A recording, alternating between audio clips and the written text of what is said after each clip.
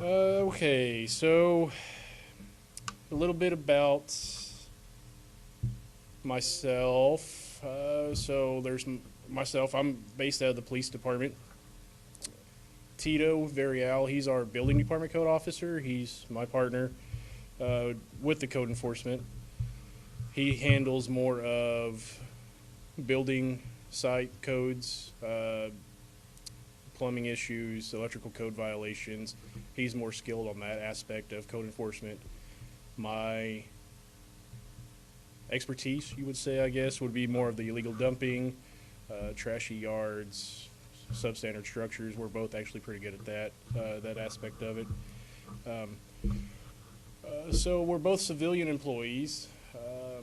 Between both of us, our training and certifications, we both have over 72 hours with code enforcement training with TEECs, 18 hours of training for illegal dumping and investigations, and 20 hours of CSI cross-contamination training with water services.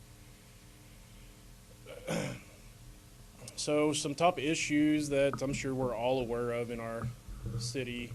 Number one is the illegal dumping issue that majority of this area has an issue with.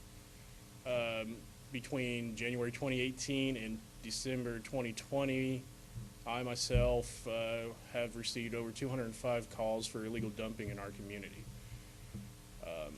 The item that's being dumped, and this is roughly over on Stedman Island, Harbor Island, and our neighborhoods, vacant properties. So that's one of the main issues that we're having in the city that we're primarily trying to focus on with code enforcement among other city ordinance stuff. The second, of course, is our lovely high grass issue that we have around town, trashy accumulations on properties, and also site obstructions that are in the neighborhoods causing site obstructions at intersection that's considered a traffic hazard. We got junk motor vehicle issues, and then of course the substandard and dilapidated structures. Trash accumulations, that's more of a higher call for me, for over 400 calls. Junk motor vehicles, 227 substandard structures. We've actually bumped that up, that we have that on our demo docket. I'll go a little bit more into that later, a little further on once I start discussing the building department. So with the number 4 on the substandard dilapidated structures, we as a demo team, which is made up of our city attorney, our building official, permit techs, Tito and I, we have 2 different categories that we place these structures in. Gray structures are the ugly structures that needs roof work, new windows, paint, stuff like that. Minor repairs. The structure is actually sound, but it's just ugly. We haven't really focused on those. City Council requested of the demolition team to focus more on the black structures, which are the collapsing structures that's causing hazards for the community. I'm sure you guys are aware of the tattoo shop there on West Wheeler by Commercial Ford. We're going to talk about that as well. Hong Kong restaurant. There's a few others that I'm jumping the gun. I apologize. We'll get more into that. Next one. So illegal dumping in the packets, and Mr. Rios, right. I couldn't tell with the mask. I'm sorry. We gave them packets.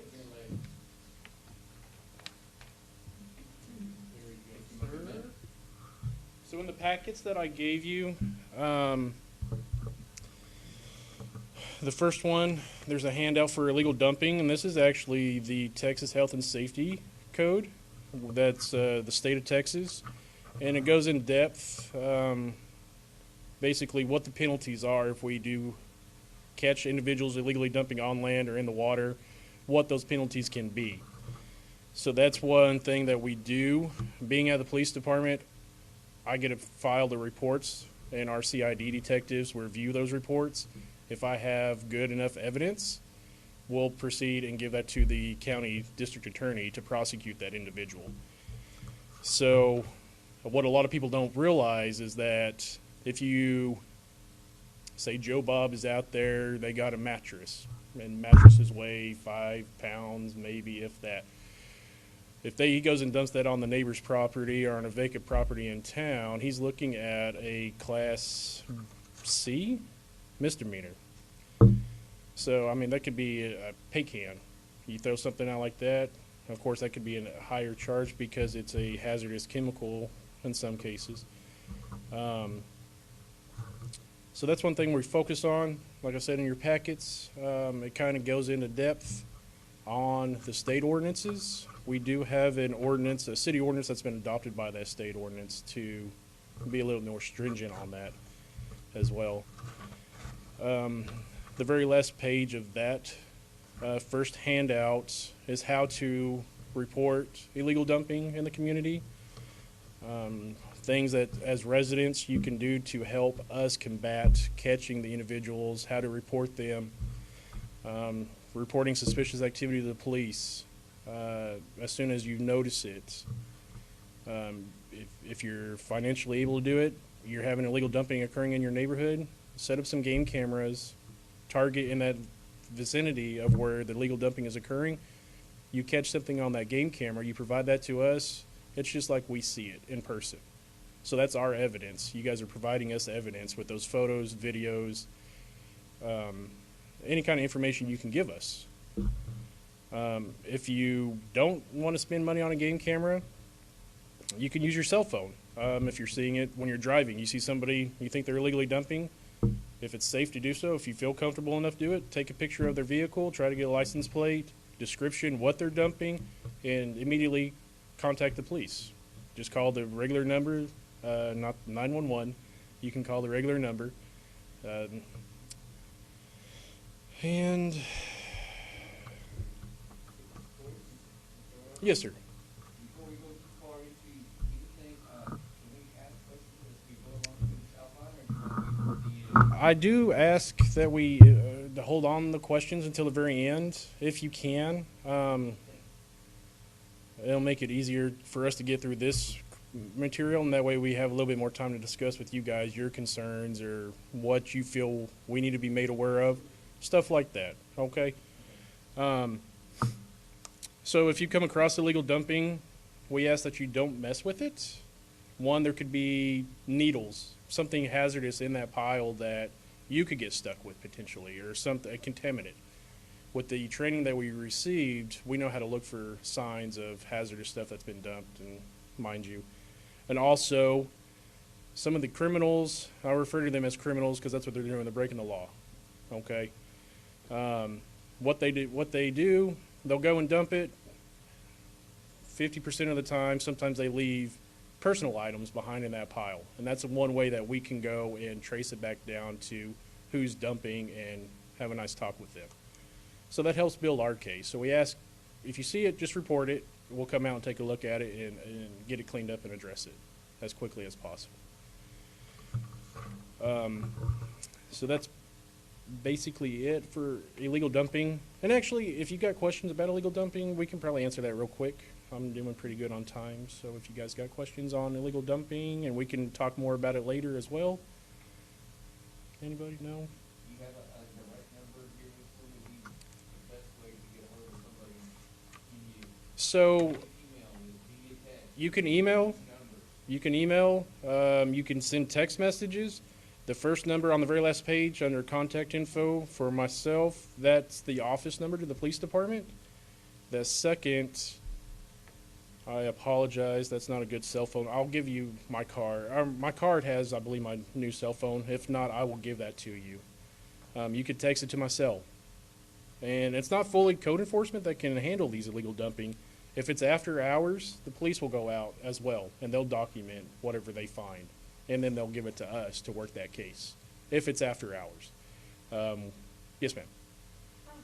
How many, say, last year, how many fines were given out? It's such a big problem. I mean, how, I guess, how many people are, we have to take fines? That is, it's so hard to Right, right. So, citation wise, if we have enough evidence, I'm thinking probably within the last year, I may have had roughly 5 to 10 people in our municipal court with citations. Now, criminal charges being filed due to the amount that they've dumped, I think we've tracked down 2, probably within the last, and like I'm saying, it's very hard, and that's why we rely on the community greatly to give us this information. We understand people don't want to get involved. You can stay anonymous. Your name's not going to get thrown out there. Unless you want to become a witness if it goes to a criminal thing, you could get subpoenaed to just testify saying, yes, I did see this. I did take those photos, stuff like that. With COVID-19, the courts are not doing any kind of jury trials. So that's what that would probably fall in, is a jury trial. So those have all been postponed. They don't go away, they're just postponed until, yes. Did they? Awesome. That's really good news because I got a lot of jury trials over here for the municipal court. That's even better news. Thank you. So, Before we get off fines, what's your fine for a Class C, your average fine? so I really truly feel the only way you're gonna ever stop anything is to hit them in the pocketbook. right, absolutely. Anywhere near what they could be, then, yeah, it's cheaper to go dump it out on the flats and get a ticket than it might be to take it to the dump. Right. So for city ordinance violations, the max that we have is a $500 fine, and that's up to the municipal judge. Now, I believe, and don't quote me, from what I've heard from the municipal judge, for illegal dumping or littering, she's got it to the highest level she can go with her authority. So that could be the 500 mark. What would have to increase it?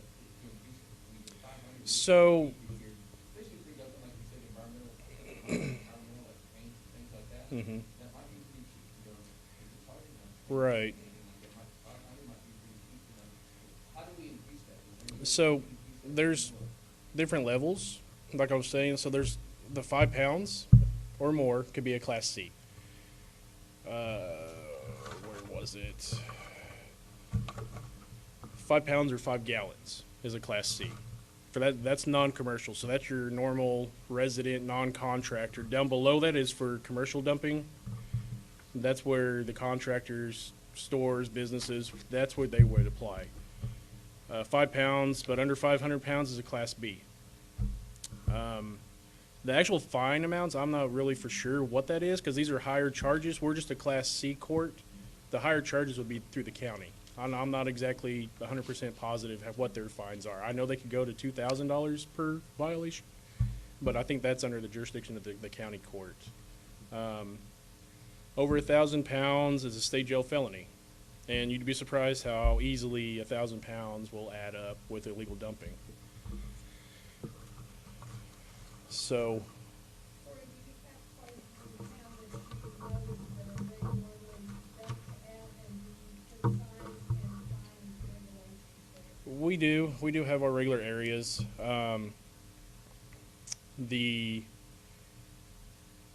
Unfortunately, the hot spot for illegal dumping is the flats. That's where we see a lot of illegal dumping, and it's really sad.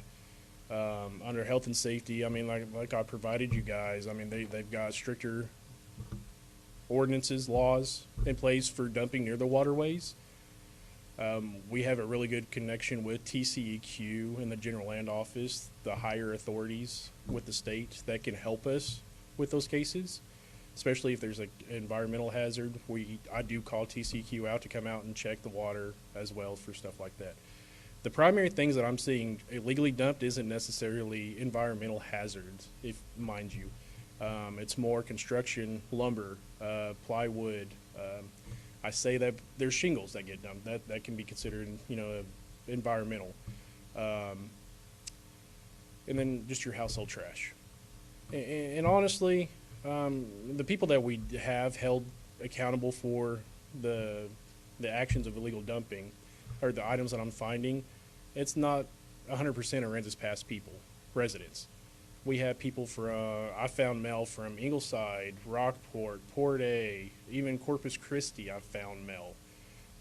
We've followed those leads, and they tell us, oh, we've hired cleaning people to come clean out this place, but they don't have no documents, so we're kind of at a dead end until I can get with our city attorney to see how to proceed with that. There are, and this is more city attorney, I believe there's certain laws that state that you are physically responsible for your trash once it leaves your house until it goes to the landfill. And you may know, maybe, this is Mr. Davis. He's with Absolute Waste, our trash provider, contractor, and bulk services. You work for the court? No? Auditor? Okay. You were bringing that up about free trials, like today, or jury trials. So to answer that, I can definitely follow up with you guys on, stricter fines and exactly how the county court and the repercussions from them. I can find that stuff out and follow up with you and give you that info.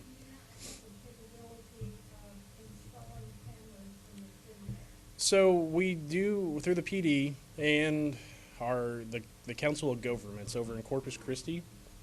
They assist municipalities on stuff like this. They have multiple grants and stuff, and they give us supplies like the no dumping signs. I get those for free from them.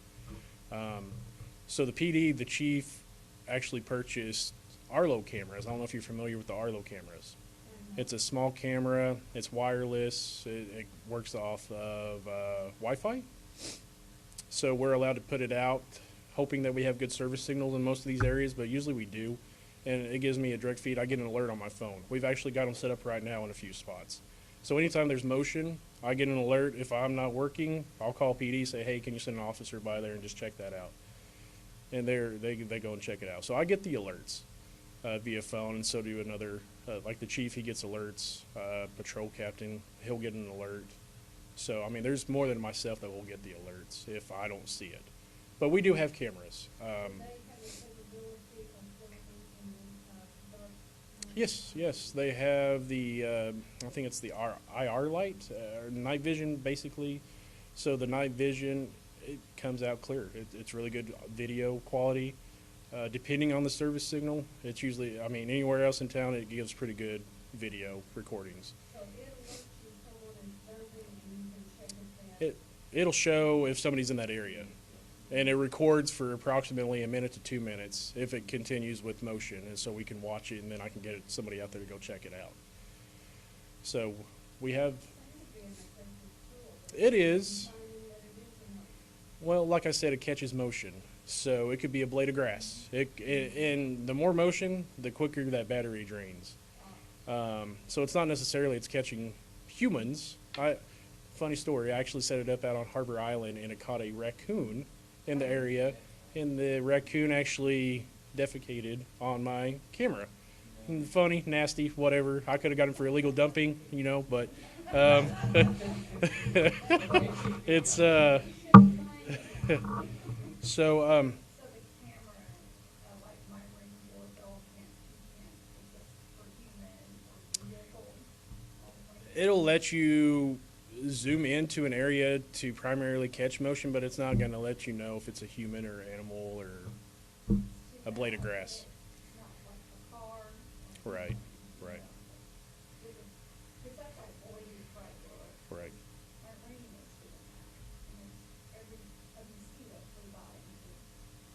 The cameras I got set up right now at this one location, I've actually got to go out there Monday and fix it, but this morning I opened up the app and I had over 120 alerts, and it's just branches or critters or it's false. I never caught one actual human in the area. So generally, if it's in a developed area, not necessarily out on the flats where we got all that wildlife. When it's in town, it works really well. There's not, yes, we have critters and stuff in town, but not like out on undeveloped areas. Moving on, we'll come back to this if you guys have other questions. I apologize. So the next handout is actually going to be some of our city ordinances that we have in place. I believe it's like 4 pages. Once again, basically letting you know it's stagnant water, on property. That's what a breeding zone for mosquitoes. It's causing health issues. Again, with the high grass issues, junk vehicles, people put fridges out by the road. That's against city ordinance. It's actually against state law. You can't do that unless you remove the doors or secure the doors where nobody can get in there and get trapped. It's definitely a safety issue. We move along. Did I cover the grass? I'm sorry. Can you go back one more? I'm so sorry.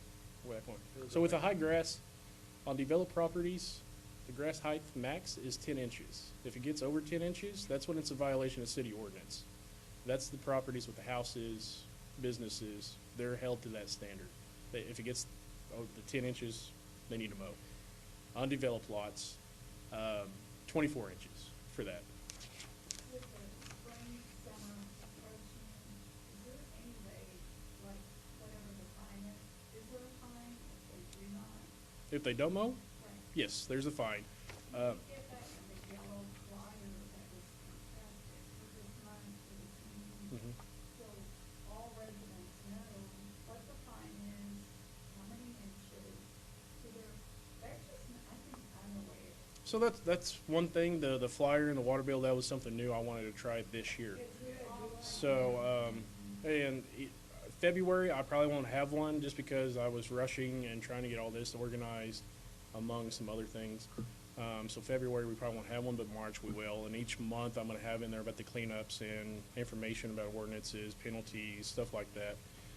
So that is going to be a more frequent thing that we have in the water bill. And that's one communication tool that we're going to try to start utilizing a little bit better. Not only overgrown properties, it's nasty, it causes health hazards, it's also a fire hazard, of course. It's places for squatters to hide in, so it's going to potentially raise crime levels in neighborhoods, not to mention those nasty rats and snakes and spiders and cockroaches that we all love around here. So that's basically about high grass. So the first time offender, I give them, I don't know if you've seen them. I hope I never wrote any of you guys up. I really do. No? Okay. So the first step that we do as code enforcement, we give a yellow notice. It's just a warning. It shows what they're violating, the section of the code they're violating, and a time period for them to abate that. With high grass, we're supposed to give 10 days for them to mow it. If they are repeat offenders, we can lessen that time. We can automatically just give a fine if they're repeat offenders within a one fiscal year of the initial time we gave them the warning. So say I wrote up Mr. Bill today. Next week he's got his property overgrown again. I'm just going to give him a ticket, and he can go deal with it in court. So that's with the high grass. So we can go on to trash accumulations. Nobody likes seeing this. It's not the best picture I had, but that's what I had right at the moment. So this is actually I thought it was illegal dumping. Nobody's living in the trailer home in the back. The property's all overgrown. These are the prime areas that illegal dumping occurs. I thought this was illegal dumping. I actually made contact with the property owner next door, and that's his property. He had hired a guy to clean his property up. He actually had all that debris is an RV camper that he had on the property, and he paid him to demolish it or haul it off. I'm sorry, he was going to have him hauled off, and the guy was going to demolish it at his property out in the county. Instead, he demolished it right there, so I had to write them up. On trash and debris, properties like this, it's first-time offenders is also 10 days that we tell them to get it cleaned up. We also offer vouchers here at City Hall. We give vouchers out for the transfer station for that type of debris.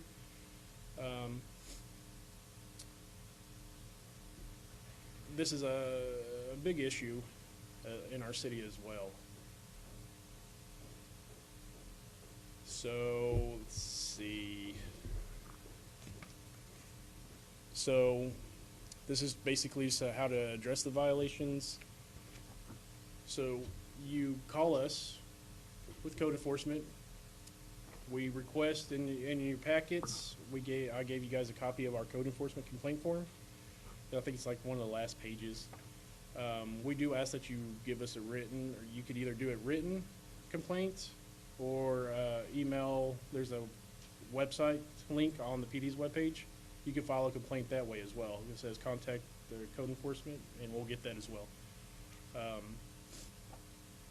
So we get your complaint, we go out, verify there's a violation on the property. If there's not other violations, make contact with the property owner.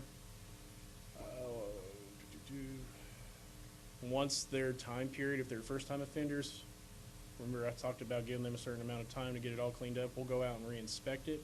If they complied, case closed. If they haven't complied, we'll start issuing tickets.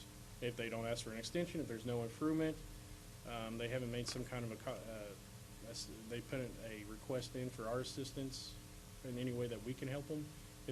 Basically, if they just ignore our notices and their time period runs out, we're just gonna give them a ticket, and they can. If they put in a request for your assistance, what does that mean? So basically, how the city can help out with, say, an overgrown property, trash on the property, they can make contact with our city hall and come into an agreement with the city to allow.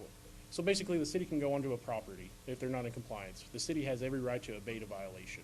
If the city goes on there, we're using the taxpayers' dollars to address that violation. So a bill will be sent to that property owner for noncompliance, and they got X amount of days to pay that bill. If they do not pay that bill, then the city's gonna put a lien on their property. I try to stay away from that. Yes, I don't like using that route. So that's why I moved more towards my citations to get them into court, and the city attorney can address it then. But basically, the city has the right to abate the violation if they don't comply. It happens, like with the tattoo shop and needing mowed. We've sent numerous notices to that property owner. He's apparently in China, is what he told the court one time. And he said, good luck.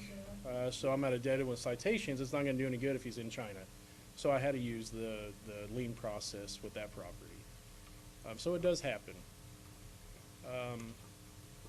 The city can go onto the property for noncompliance, for trash and debris, same thing. There's a process we have to go through to go on there and get it collected and disposed, but we go through the same process lien-wise. We'll send the property owner a bill, doesn't get paid, and then it moves forward for a lien.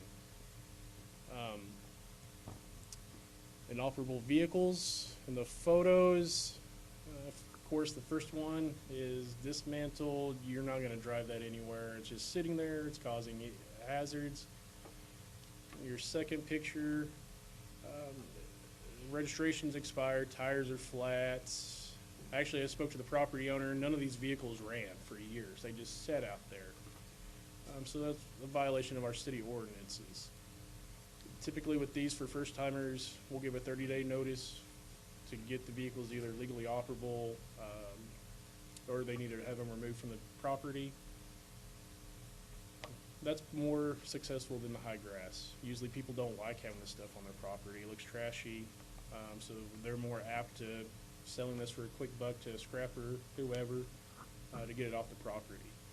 And this car, so Derek, you visited with them, were these cars related? They were. He actually had 20 vehicles out on the property. That was like, these are probably the worst. Or, well, the dismantled one was the worst. I mean, he's got the engine block on the hood, and that one was there since 2005, I think. So keep in mind, this property was just in our newly annexed area out towards Sherwood Forest, that area. So they just recently, I think within the last 3 or 4 years, they joined our city.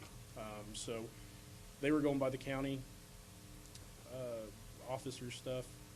So the county, of course, has a larger area. They can't cover everything. So this is just something I received a complaint about and went out there, but he did comply. We actually had to take him into the municipal court through that process, but he got most of the tickets dismissed. He still had a fee to pay, but the main thing for code enforcement, all we want is compliance. We want it just to get resolved. We don't want to go the ticket route, but sometimes it has to.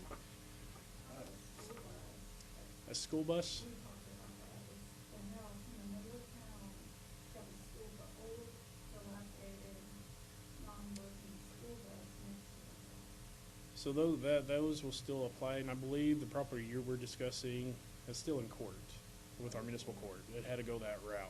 So if I'm thinking it's the right one. Yes, we still have that. I talk to them every 2 weeks with our city attorney, and that keeps getting extended, but it's going to get addressed. It will. The city attorney's getting tired of rescheduling and getting excuses. First it was Hurricane Harvey was the issue. Now it's COVID. We have to cope. It is. So, and some don't. So, right. And some people don't. But, we tell them, if you can't get rid of it yourself, you don't have the means, reach out to your church. Maybe they can help you. There's other groups in town that can maybe help you. Talk to a scrapper or people that come and buy this. Make a little bit of money off of it. If you don't have a title, you guys can handle all that through the JP's office and file a lost title, whatever you got to do. But just get it out of here. So that's basically everything on that. So we're going to go to our gray and black structures like I was kind of explaining to you. And could you get them a packet too? I just came in, please. So I'm going to talk a little bit more about this in the building department portion of it. Like I was saying, we have the 2 categories for the structures, the blacks and the grays. This kind of gives you a better idea. So the black structures, they're the ones that's collapsing. They're causing an immediate hazard. Gray structures, they have minor damages. Actually, in this photo with the gray structure, the property owner let us know the interior was full of mold. It was going to cost more to remediate the mold and fix the foundation than it was to demolish it. So she just demolished it, which is sad because I heard that was a kind of a historical house. That's what I was told. I don't know. But they are planning on building a brand new home there too, so that's another plus. Okay, so for code, so the black structure, can you go back? So that's next to Shaw Tattoo, right there where the old upholstery shop was. So that, I think, was Aransas Glass at one time. They moved off, and that's the property owner I was telling you that claims that he's in China. So there's and I'll explain that when we get to the building department, the procedure on how we handle that. So I'm gonna move on to the building department stuff. Give me one second.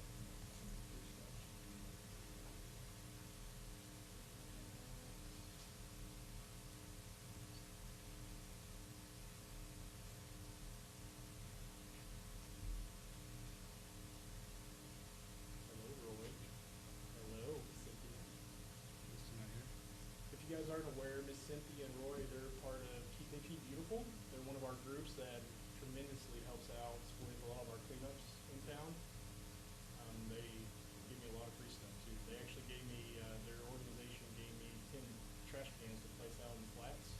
They kind of help with that stuff out there too. So huge appreciation for their group.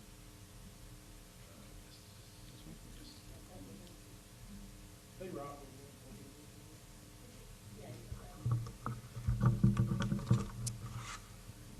So this is going to actually, and I'm not sure if you guys have seen it, Burl, our building official, he's actually sick. He's got a bad stomach virus, so he was not able to come. So I told him I would try and help out and cover his stuff as much as possible. Basically, talking about demolitions.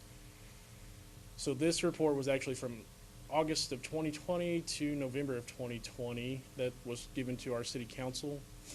This is a map. The green pins were actually done before the August 2020, so those were the completed demolitions. It's hard to see, I'm sorry. The yellow pins is what, at that time, we were currently working on. And actually, the number up top, the 144, that's how many since 2017, how many structures have been demolished in the city. We're actually up to 148, and we have 3 pending. That's down, they just need to clean it up. So we're moving in the right direction. And I believe I heard either the city attorney or the building official state that this is probably our community has the most demolition since Harvey. No, Rockport doesn't have that many. Ingleside, the major impacted areas. So our community, we've got quite a bit of structures down, which is a huge accomplishment so far. And we still got a ways to go, but it's definitely making an improvement, I think. So these 4 bullets, whatever you want to call them, are our steps on with our demolition team, which was made up with our city attorney, the building official, code enforcement, and permit techs. The first is what you call the meet and greet. That's how council wanted us to approach property owners. It's basically we send a certified notice to them, letting them know that their structure is a violation of the building code. There's an issue. We would like to talk to them. That's what we're currently still doing, and it's, as you guys can see, it's really successful. The next violation of notice, which is a citation, that would get into our municipal court, where the city attorney would address it right then through court. That's for the property owners that, like I was kind of explaining with the high grass, that ignore the notice. We give the ticket out to them. Make sense? Kind of, yes. Then, of course, the third step would be the city would file a civil lawsuit against that property owner through the courts. And then our Building and Standards Commission, which is the board with the city, is they're like a judicial board. They give an order that the structure's not sound. They can give an order for the city to go demolish that if we're not getting compliance through the property owner, or if we're not able to make contact with that property owner. It's generally made up of contractors, business owners in town, engineers. So it's experts in different trades that are on that board, a panel that will direct us on which way to go with it if we're not getting anywhere with the property owner, or mind you. Next. So this is 3 different categories on the demo team side. These are some areas that we sat down with property owners and met with them and got compliance through our meet and greet process. The general land office, they've been building new homes, so they're demolishing the old homes.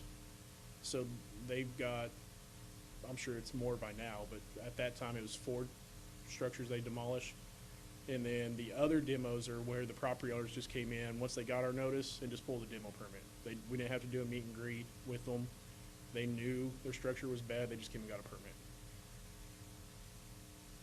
So this is the remodel 10 or 12. Okay, next. 617 South Arch. I'm not sure who's all familiar with this property. So this property, the owner actually lived in Salina, Kansas, and she was renting. This is a rental property. The renter stopped paying rent to the owner, and he started allowing other individuals to stay on the property. And of course, that elevated the police activity in that area due to some of the activity that they were partaking in. Code enforcement, I think I had over 50 calls in just like 6 months going just to this property for complaints. They were stealing electricity, they were stealing water, they were hauling trash and debris to the property, they were fighting out in the front yard. I had one call, I was out there. Actually, it was just a follow-up to see if they were actually starting to clean anything up, and the couple that was staying there, they got into a heated argument with me there. So I got on my radio, said, hey, give me some cops here, I need help now, please, yeah. And they actually got arrested. But there were still, I think, 5 other people staying at that property that weren't supposed to be there. So it was an issue. The lady that owned the property, 2 states away, didn't have the money to come down here. This is actually her mom's property she inherited. We had to take it to the municipal court. Unfortunately, with violations, if it's a rental property, ultimately the property owner is responsible for whatever occurs on that property. If they have a renter, that person is also in care and control of that property, so they're also liable for any repercussions from the city for violations. So the people staying there I've cited, as well as the property owner. So I think this one took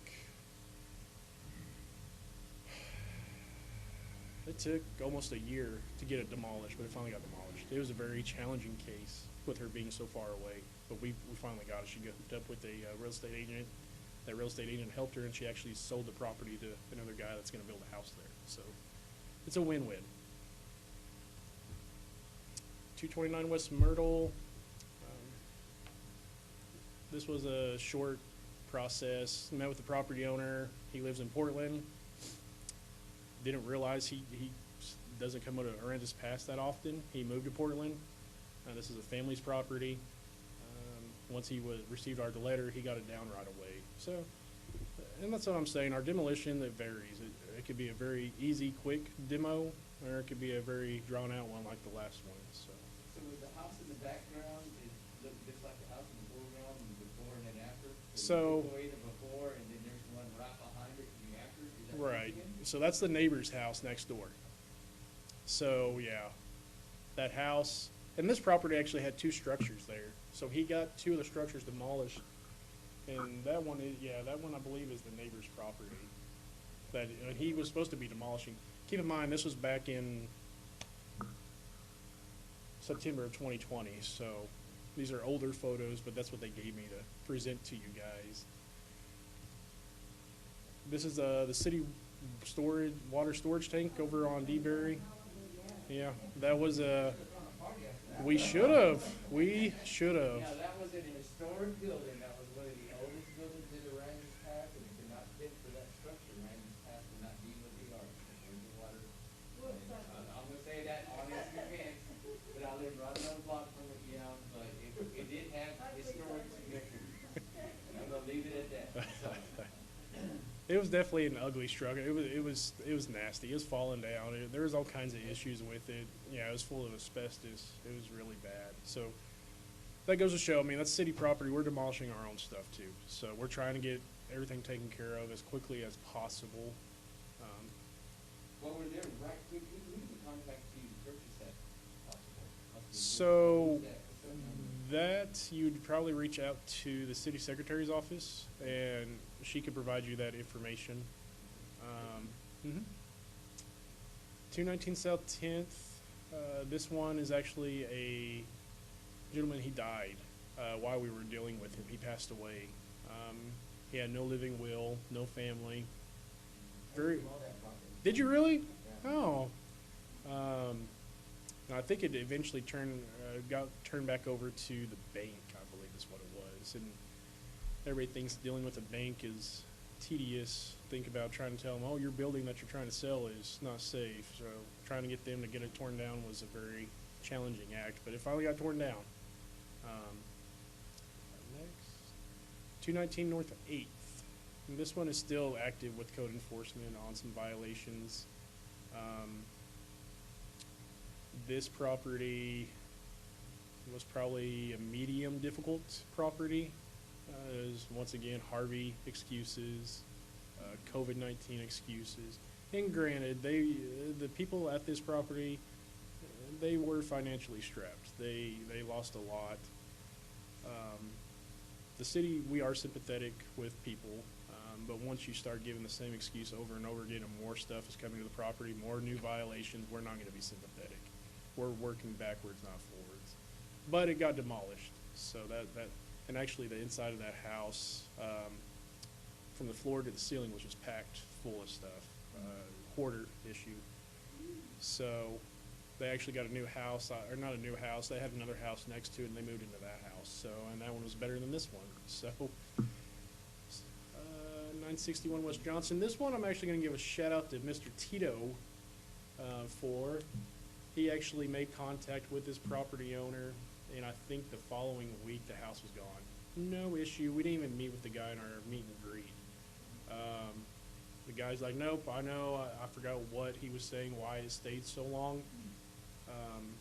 But he's like, I've been meaning to get it down. You guys just kind of light the fire underneath me, and I'll get it down. And he got it down really quick. 653 West Yoakum, another sad story. It's crazy how you get to learn more about the residents in this town once you're dealing with stuff like this. I say it's sad. It's probably not that sad. I don't know. I don't know. So this is a husband, wife. This was actually, I think, in apartments behind their main house. And it got damaged during Harvey. and the husband is a lineman, so he travels all over the U.S. So the wife was stuck with our letter, and she came to our meeting and she was bawling. It was sad. She was stressed. I think they had some financial hardships, which a lot of us do. So we definitely worked with them, but then the husband came back and he went along with more excuses than anything, unfortunately, so I had to start the ticket process with him. We moved it to the next higher up step. Once the tickets were issued, he got it down. So we prefer them to use the money to get their property cleaned up, the structures down, than having to pay a fine in court if it's a first-time offender. So his tickets got dismissed, I believe. They got dismissed. 1234 West Wheeler. This is right over by the Masonic Lodge, I believe. Right over here, just down the road. This was a borderline gray-black. One, it's not secured, so of course, right then it's an issue. So the owner of this one, he was having difficulties. There's actually a house in front of this that he wanted to get rebuilt. He's been trying for 3-4 months to try to get an electrician out there to do a safety inspection, but he's having issues with electricians. He was paying them money. They were running off with his money. So, and they were never pulling permits. They never came back. So that's another issue. So we, at the building department, they have lists of registered contractors that they'll provide the whole list to them so they can see who legally does work in the city and won't rip them off. So eventually they got it. I'm talking too long on stuff. It's Oh, you're so sorry. oh no, you moved on. I'm sorry. No, you can move. Go.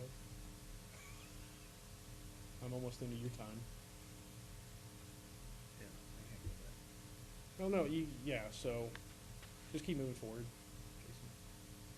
So these are the ones that we were working on. 251 South 9th, they're still fixing things on there, and they're doing a great improvement. A realtor bought this property. Her daughter bought it, I'm sorry. And it's her first home. They're doing a lot of great work. Next. 712 South Whitney. This one is a difficult one. I'm trying not to get too much into it. The guy divorced his wife, and there's never been a will on the property, no deed, nothing. So he got a divorce decree showing that he inherited the house. He's been paying taxes on the house, but he can't even get a demolition permit due to the fact he doesn't have a deed. It's a very strict process that they have. They got to prove they own that building, not just paying taxes. That's one way to do it. Anybody can pay taxes on somebody's property. He has to show that he owns this house. He can't provide that to us because they never updated that information in the courts or with the appraisal district and the deed. So he's having to hire a deed company to backtrack, and it's a big mess. And it's really sad because on the north side of this house, there's a brand new GLO house that was just built. So it's difficult. But we're working with this guy. Actually, he's got tickets as well, unfortunately. But it is what it is. We're going to move forward with it. 1414 Bipolar. This one, Mr. DePuma. When we started meeting with him, he was a one-man show. He had no help. He agreed the structure was not sound. He would do what he could. A few months went by. His wife unfortunately got very ill, and I think a few months after that, she passed away. So this is a work in progress. We're slowly seeing progress. There's beams coming down. Keep in mind, it's just him. He can't get no help is what he tells us. And of course, he's financially strapped as well. But we'll get it down eventually, pretty sooner than later. Hong Kong. So this one, poor guy. So long story short, we met with this property owner. He said he was going to repair it. A few months go by, nothing occurs, so we bring him back in, saying, hey, what's going on? Well, then he requests the city to do it with the lien process. He's from China, so we got all our documents translated to Chinese, which is not very cheap. Presented that to him. And he reviewed it, and then he says, oh, I need to talk to my family. So he talked to the family. He's like, no, we're going to go back and just fix it. So city attorney's not happy with this guy. He's actually got until February 1st to have significant improvements, or we're going to start issuing tickets.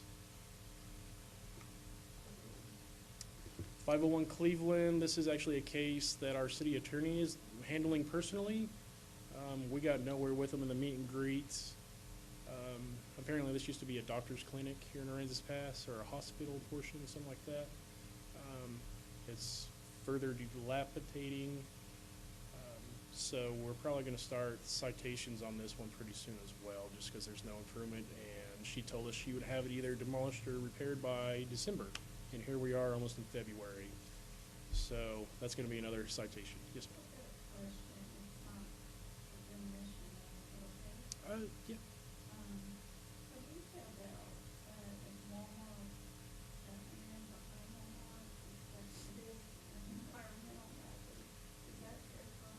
It is Walmart's property, and TCEQ was notified. So they're going to come out and test everything, the waters and stuff as well. They're in violation of the Chapter 7 water code with the state, is what I was told. So TCEQ, as soon as they can get an agent out here to investigate it and address it. The reason we're concerned as a group is the kids walk, back and Mhm. forth. We cleaned all of that the other day. Of course, we can't get in there because nobody, the 5 feet tall has waited that can get in there. But we're concerned about the kids walking down, so that home, that village down there. We cleaned all the surface trash, but it's scary for the kids. Snakes, mosquitoes, gosh only knows what's growing in there. Right, and there are some city ordinance violations that I gave to the manager. The thing with Walmart, they have to notify corporate anytime they get wrote up by the city, and that takes apparently a length of time. You have a But- contact number where, like, each one of us can file a complaint with, you said corporate, I guess? I think if you go on the Walmart website, and at the very bottom, it's to contact them. Okay. Yeah, yeah. And I will contact you. Yeah. They're actually aware. I contacted them. Oh, are you? Okay. But I think, yeah, I think that they will. Places are the resident, Yeah. it may be an answer to this. I got pictures too, so I sent all that stuff to corporate. I gave notice to the manager, and then I also sent a certified letter to the corporate office in Arkansas, or wherever it's at, so. I talked to Justin, Mm-hmm. that he called me, Oh, do you? and, he said that they let 3 days, just the normal property law, they let 3 days go by without picking up trash, because you know where trash leaks are. And I said, it's just out of control. Walmart's gonna start getting fined for trash. I've wrote them up a few times as well, so, and I've told Justin, do not force me to give you guys tickets. You guys have maintenance guys that's out here, cart pushers, they can easily pick up this trash. I know it's hard. Give it to them. Yeah, so that complaint that you filed about the retention pond area, yes, I've submitted that to TCEQ. Right. Right. So the water aspect, yes, TCEQ is supposed to get an agent, and they're going to get in contact with me. We're going to go out there and check everything as well. But city-wise, we've already started abatement process on getting that all addressed. And if not, we'll just start giving tickets. But TCEQ can give heftier fines than weekends, so that's why I contacted them. And it's repeat, so. Is that this one? I don't mean to rush. I'm sorry. Captain has another engagement to get to, and I'm trying not to cut too much into his time. I'm sorry. This one needed foundation work, and I think the roof repaired. They started the foundation work on it. This is more of a gray structure. It was secured. It's just an ugly. We just received numerous complaints about it, so that's one reason it ended up on our docket list. 560 North Rife. Actually, this one is actually a good story. This house, I think, was set to be demolished in 2 weeks. We started it back in July. I say it's good because we're finally getting progress. They actually demolished the shed on the property, or the accessory structure, which was almost as big as the house. So we got one big structure down, now they're gonna work on the next one. So this one's another good story, hopefully soon it'll be down. 503 South 10th, I'm sure you're familiar with that one. This one was abandoned. We're actually currently at a dead end with it. The property owner we're showing is deceased. There's no deed, no will. We're gonna present this one to our BBSA board that I was explaining to you guys about to give us get their input on it and get their permission to go in there and get it taken care of. This is right by the school, so there's multiple hazards with this property with it remaining like it is right now. 235, gray structure, there's some windows busted out. Actually, a neighbor complained about it. He was seeing squatters entering the building. Property owners, super nice people. They found out about it. They don't live here full-time. They live on the other side of Corpus, I believe. And they came right away when they got our notices. They started boarding everything up. There's a little bit of stuff they still need to do, but they're definitely moving in the right direction. It's not exactly pretty, but building officials said it's structurally sound, so we gotta go with what he says. 845 North Avenue A, goodness gracious. This poor lady, she actually got some help. She got some free dumpsters from a friend. However, she has came into an issue with the disposal costs once she gets the house demolished. The county apparently, she was telling us the county wasn't taxing her properly on her property for the entire property, and then all of a sudden she got hit with like an overwhelming large amount of money, and she had to take care of that. So she's never been able to, this is a Harvey damaged property. Is this a really annexed area? No, this is just right past Public Works, just on Myrtle, right at the corner of Myrtle and Avenue A. Yeah, they keep it, the property's nice. It's just the house. Myself. I have another question. I don't know how much time do you have. Well, I kind of want to, we can come back to questions on this kind of stuff or other questions. I really want to get to the captain's stuff because he's got to get to another thing that he's probably going to be late for. Maybe we ought to just go and, Do you want to do yours and I can come back and do this? I apologize, guys. that's okay. As long as we come back to the mission. Oh, yeah, absolutely. Okay. Come on, Kip. Thank you, Corey. I'm sorry. I get to talking.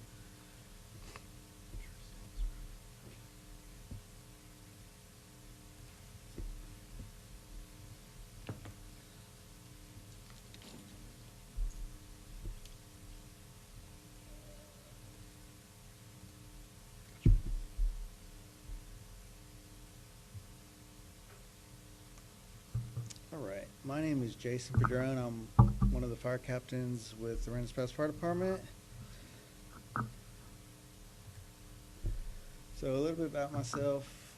Started firefighting back in '05 in San Antonio. Small department out there.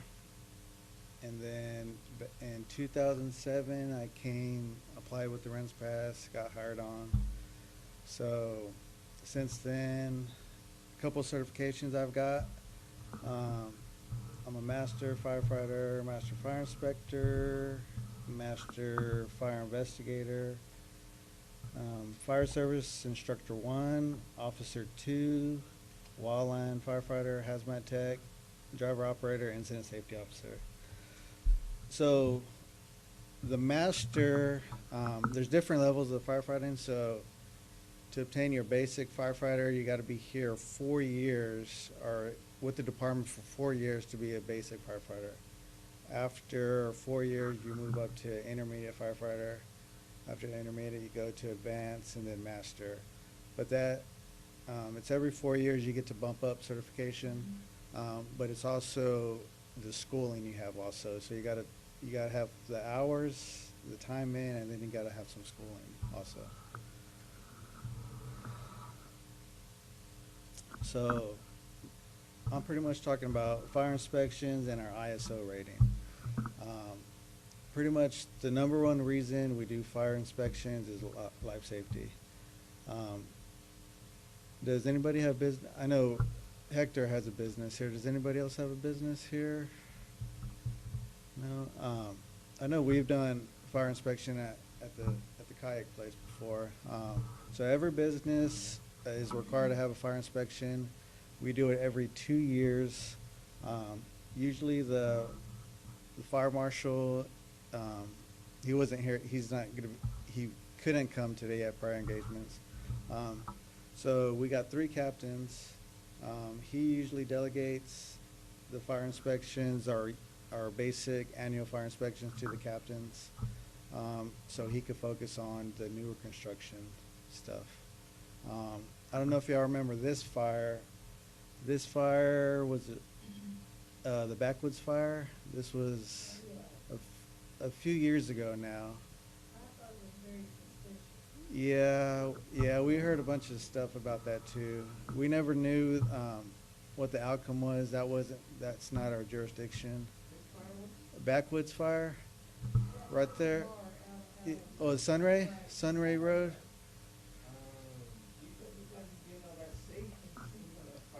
But that was a huge fire. Yeah. So that's pretty much the reason why I'm here to talk to you about fire inspection. So pretty much what we're looking for while we're doing inspections, number one is fire extinguishers. If every business has one. Whenever we started doing fire inspections, there's a lot of businesses that did not have any type of extinguisher at all. So they thought it was our job to put out the fire, but if they could minimize the fire spread, that would be better for us. And them, exactly. So fire extinguishers looking for, fire alarm systems, fire sprinkler systems, your kitchen hood extinguishing systems in the restaurants, combustible storage, exits, electrical cords, and general housekeeping.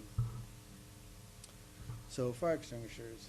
So every business must have at least one fire extinguisher per 3,000 square feet, or every 75 square feet, or every 75 feet. I'm sorry. And most businesses require is just usually a normal 2-way 10 BC fire extinguisher. At the gas pumps, they're a little bit bigger. We require them to have a little bit bigger fire extinguisher for the gasoline and stuff like that. Restaurants, you'll see like a silver fire extinguisher. That's called a Class K fire extinguisher. Just for like the grease and stuff that's in the kitchens. You got to mount the fire extinguishers at least 3 to 5 feet up off the ground in a highly visible area.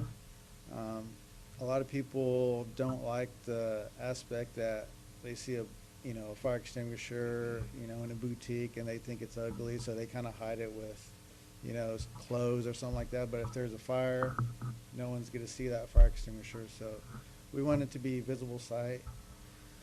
And a lot of people don't realize that when we tell them that they need a fire extinguisher, they'll go put one up, but we got to explain to them that it must be serviced. It must have a service tag on it. That's not something that you could just go to Lowe's and get a service tag. So you need to call a fire extinguisher company. He has a state license, and he makes sure, it's good, operational, stuff like that. Okay,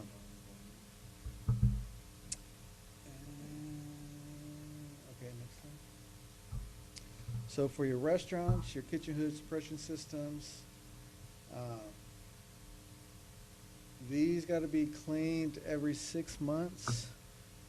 Usually in, like these Mexican restaurants, stuff like that, we require them, they could do their self-cleaning, more often than that, because all the grease buildup and stuff like that. But it's, for fire code, it's every 6 months. And a company also needs to come out and test, you know, the nozzle, stuff like that, make sure everything's working properly like that. It's every 6 months also for that.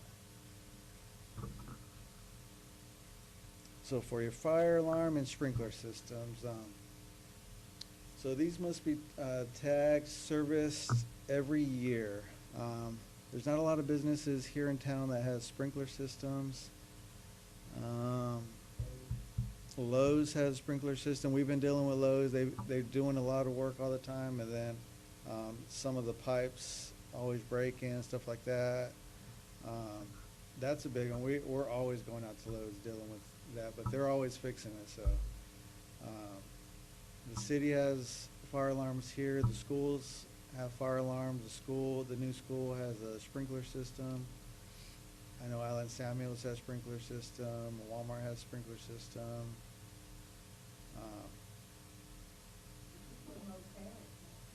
Yeah, motel. Yeah, usually all the motels have the sprinkler system. Yes, ma'am. Did you come across any homes being built There's with sprinkler systems? no. I think there's. I believe there's one in town that has a sprinkler system, and I believe. I thought I had seen it somewhere like in 2018, they were gonna make it mandatory for new homes. Yeah, I wish they would. I mean, that'd be a big saver for us. But I think it's just the cost issue, and a lot of people don't want to do the upfront cost. I know it's a lot cheaper though to have sprinklers installed while you're building a house, than retrofit it. I know that. It is, just the word of mouth, it is 30,000 just to do my building, and that's without, and I have to go up and pay all the sheet rock and all the paint, and that was just 30 grand, but it ended up coming 35. And that's just a normal size building too. Like another 10 to 15 grand on the outdoor stuff, the light that goes off and all that stuff. So we were looking like very close to $50,000. Yeah. It's It's expensive. But I know there's some cities and towns, you know, up north that require every new residential house that's being built after a certain year that has to have sprinkler systems. I can't remember when it was, I saw a video and they were showing, you know, if you had a fire in this bedroom or whatnot, and that sprinkler goes off and puts out the fire like within 7 seconds or something like that, then the only damage was in that one room. Right. And not into the attic. Right. Or, yeah. There's even kitchen suppression systems that they're doing for residential also. Yes, ma'am. I'm sorry. That's all right. We have at least 10 houses, I've counted in a 3-mile radius, we talked about it, for the meeting. 10 houses, less than 6, 9, have families, babies, children, that if their house caught on fire, they'd be stuck inside, the doorways are blocked. Well, fire department can't get in, they can't get out, they're boarded up windows. I mean, that's a big deal. It is. Yeah. I'm wondering how you as the chief have worked with the city and issuing the citation to these homeowners and where the house is going to be sold. It's unsightly, well, it's past that, it's a safety. It is a safety Number issue. one, huge safety. But then it's a win-win. If you took a partner of that situation. Right. If I may, so your concerns have been brought up to our building official and to the fire marshal, and they're sitting down. Actually, some of our council members have brought the same concern up. So they're evaluating how we're going to address that as soon as possible as well. I believe the fire department, fire doesn't know commercial or business, residential or business. Right. There's no, fire doesn't care. If it's gonna catch fire, it's gonna catch fire. Primarily, the fire department, you focus more for commercial Right. properties. Yeah, we focus more on commercial property. We like to educate, you know, the community and stuff like that about fire, you know, hazards, you know, that could typically go wrong at their house. Right, like my sister's a teacher and she says the fire department came, they're teaching the kids to Right. drop and roll. Correct. Stop, drop, and roll. Yes, ma'am. And she goes, what if we're in one of those 10 houses and they can't get, I they've know. been taught, but what are they gonna do? can. But the banding should be addressed immediately. Right. That's our concern. Right. That's why y'all really need to approach council on that, because there is no state, correct me if I'm not wrong, but there's no state fire code for municipalities under 20,000, correct? Yes. Yeah. There's none. Okay, so who puts that in restrictions and code? Who does it belong to? The city. I think, yeah, that falls back. There's no state mandate, there's no state fire code for municipalities under 20,000. So if y'all really feel passionate about this, then there is, yes, that would be the thing you would go to the city. No. And they can move a lot faster. Not, yeah, not till it's venting or, you know, out the roof or something like that. But if that's prevent the fire, It's not just the, it's, we could go down the street and there's, I count 12 Yeah. in a 3-mile radius. and let me say one other thing, let me correct myself, that was back in 2018 when I was looking into putting the $50,000 fire sprinkler into Okay. my building. Okay, that's the information that I learned then, that there's not a state fire code for municipalities under 20,000 Right. governed by each city. We just gotta educate the public. They take the city folks on that they need to unboard their house for safety. Right. I mean, I remember we had a fire one time. It was a trailer fire, and they had the deadbolt on the outside of the trailer, and they caught fire. The house caught fire, and they couldn't get out. Right. So luckily we got there quick and got them out. But I mean, How fast does the trailer burn? oh, quick, yes, ma'am. Yeah. Yes. Well, a house that's, got plywood timber all over the windows, it's gonna burn in 3 minutes. Yes, ma'am. So it would behoove the city to, knock on their door, give them a ticket, and say, take these boys down, run them down. Right. That sounds media, this thing sounds. Exactly. I mean, you had many meetings. Right. It's worse than, any problem we have because people can die. Grass we can fuss about. Right. we can fuss about. Windows boarded up and people can't get out, that's life and babies and children and pets and old people dead. Right. Maybe, you kind of want to use that in a agenda, because one of our issues, if we can We've got it get here. together, okay? We've got Yes, it. ma'am. I have a question. Sure. What is the significance of the different color of, cap of the fire hydrants throughout the city? Okay, so it's just the amount of pressure each hydrant puts out. So you'll see it whenever we do hydrant maintenance, you'll see us flow testing them, stuff like that, and then we'll be painting them. I got a question along those lines. Mhm. Prior to this chief, the previous chief, at one point, we had like a lot of hydrants down. Have Mhm. all those been fixed? We're pretty much, yes. We're still working on a few, and all the ones, so the ones we come across, we send to the water department. So they're the ones in charge of fixing all that. We just put a request in, telling them that this hydrant here is out of service. Can y'all do something about it? And Do you know how many are still out of service? no, and my shift just got done with doing some of our hydrants. We spread them out.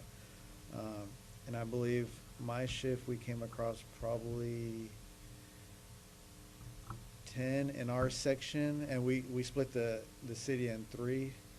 So, and I know they got a bunch of hydrants over there in the yard, so I know they're putting them up as quickly as they can, but I can't speak on that side. I could just speak on our side, so, yes, ma'am. Combustible storage, so nothing could be stored within 2 feet from the ceiling and non-sprinkled areas. And the same goes with sprinkled areas. You gotta keep at least 18 inches from the ceiling. And that's just in case there is a fire, and all that combustible is on top there, it's gonna spread quick. It's gonna get into the ceiling and spread a lot quicker. So that's why educate the public about that. Try to keep nothing on that top shelf like that. And the oily rags must be kept in a self-closing container. It must be disposed at the end of the day. So I know a lot of this mechanic shops, stuff like that, they keep the oily rags, stuff like that. So try to educate them about that, because they could spontaneously combust, stuff like that. Exits, a lot of people, so this photo right here is showing a blocked exit.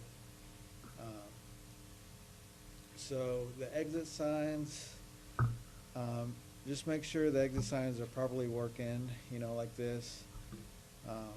Usually in a smaller business, if it's an obvious, you know, entry exit door, we don't require them to have a lighted exit sign.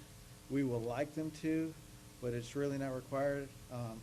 You only start requiring the exit signs above occupancy levels of 49 or more, or whenever there's 2 or more exits.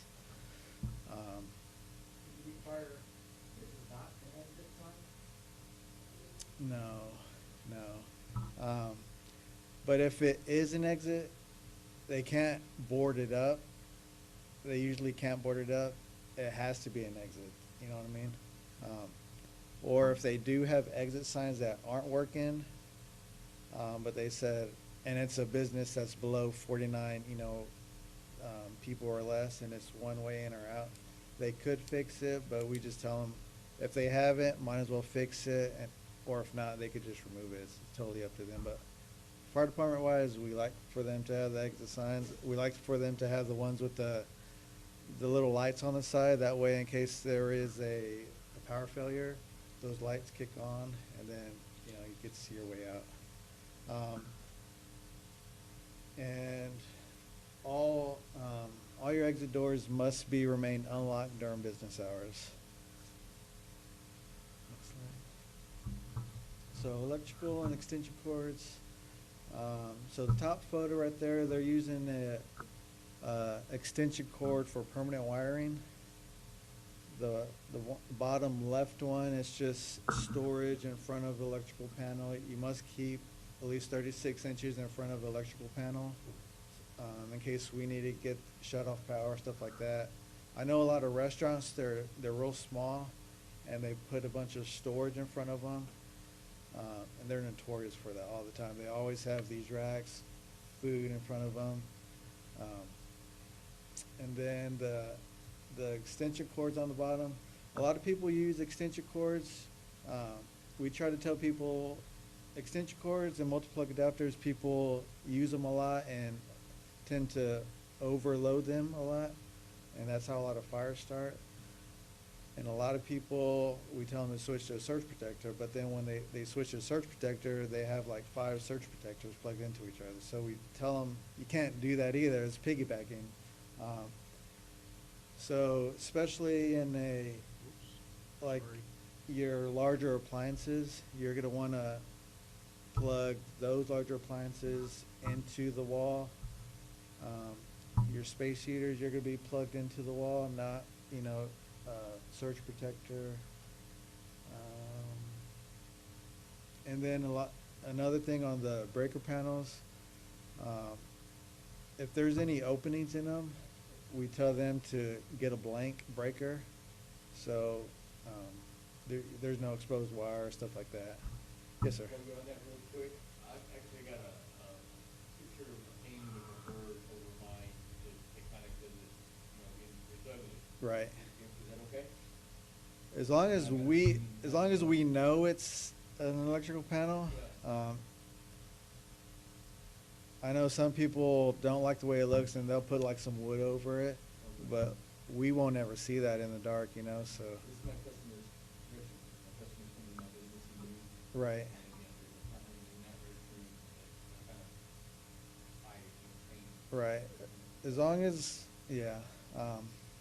If it's obviously, you know, an electrical panel, we'll probably know it is, but you won't know?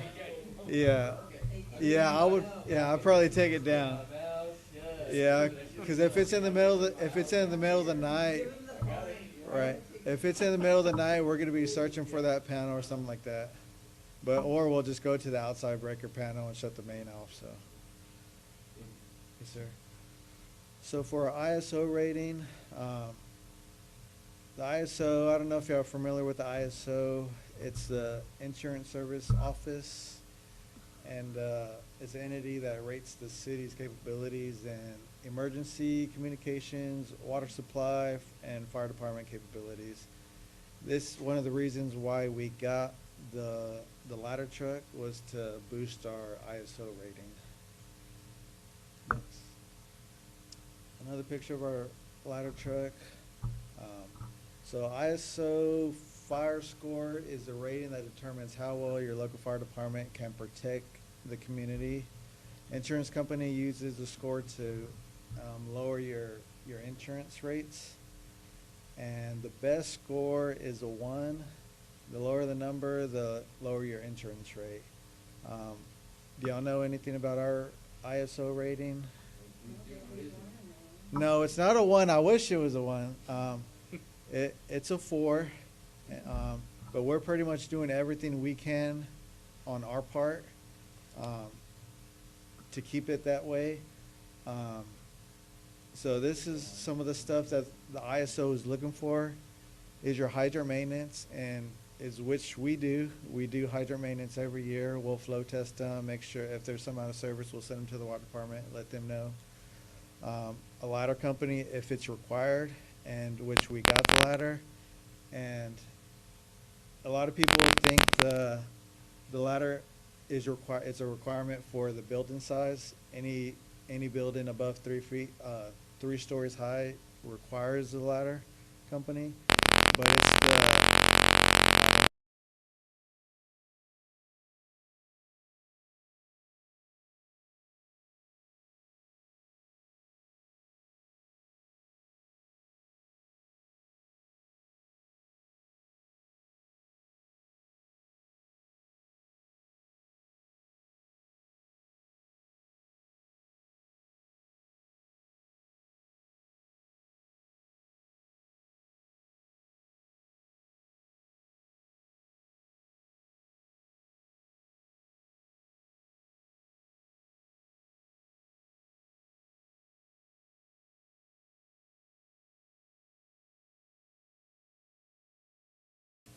Lowe's, Tractor Supply, any big stores.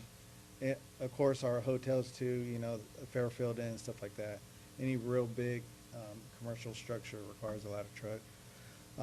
Our pump capacity, our engine one was a 1,500 gallons per minute. Our ladder truck is a 2,000 gallons per minute, and that's another reason why we got the ladder truck was the pump capacity.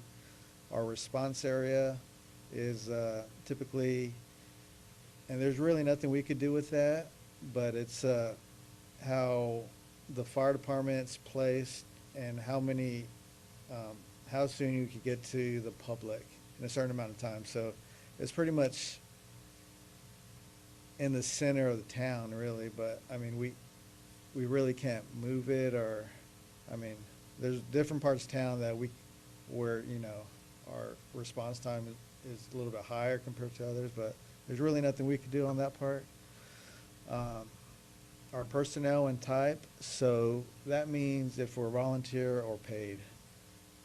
So it takes 3 volunteers per 1 paid firefighter.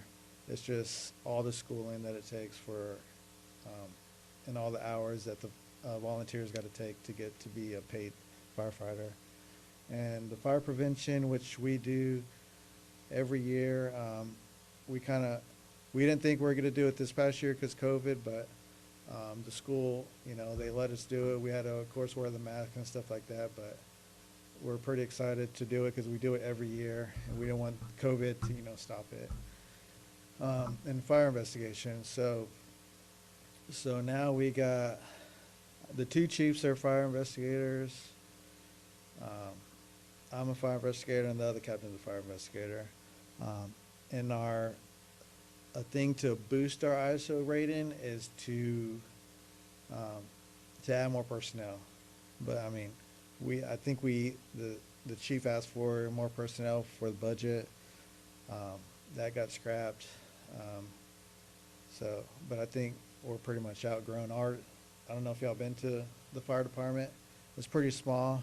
We got 4 guys on shifts, and then we got 3 shifts, and then the 2 chiefs Monday through Friday. And then this year we just hired an admin assistant too. So, questions? And I gave you a little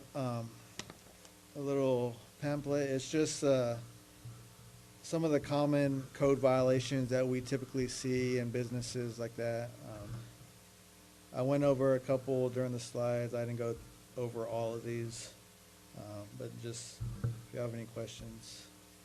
And we can call you anytime when we do, right? Oh, yeah. Yes, sir. Yes, sir. Yeah, we're gonna do that. Add that, Yes, you ma'am. don't just answer to the fire calls, major fire accidents. When I had my vehicle accident, I didn't realize it at the time of everything that happened, but you guys were there quick.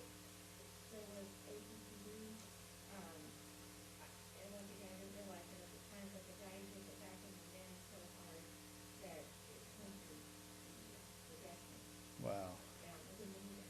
Wow. That could have. But yeah, y'all get here quick.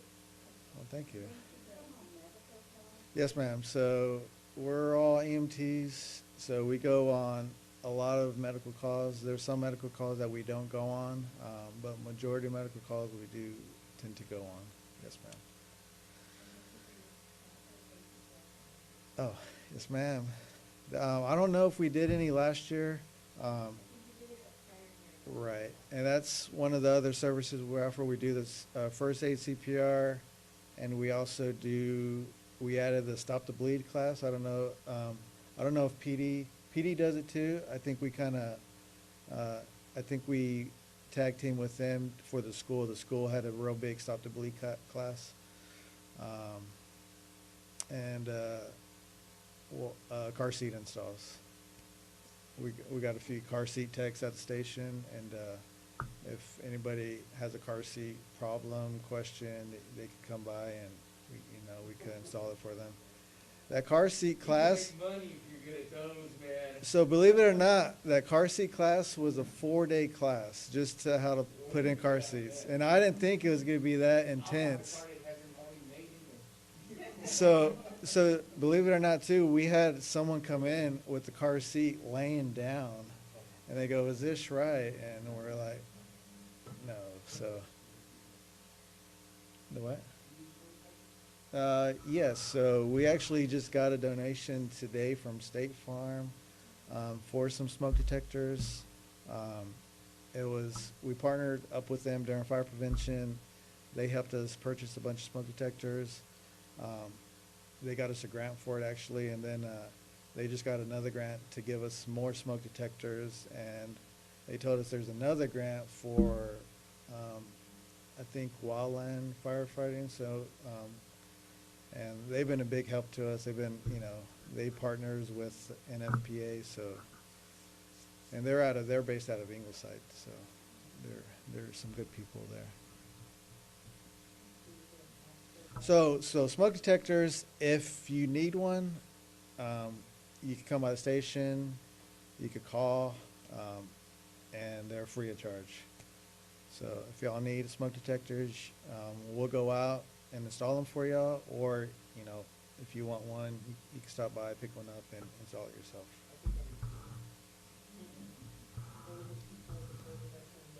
Right. Right. And that's another reason why we did this a long time ago. Thomas J. Henry donated a bunch of smoke detectors, and we're trying to, pass them out to the people who needed them. So believe it or not, like on medical calls, that's one of the things I'll look for. Like, we'll tend to the medical, the patient first, but if there's not any smoke detectors in the house, I'll kind of bring it up to them and say, hey, if y'all need any, let us know. So. Any more questions? I have one more. Yes, sir. The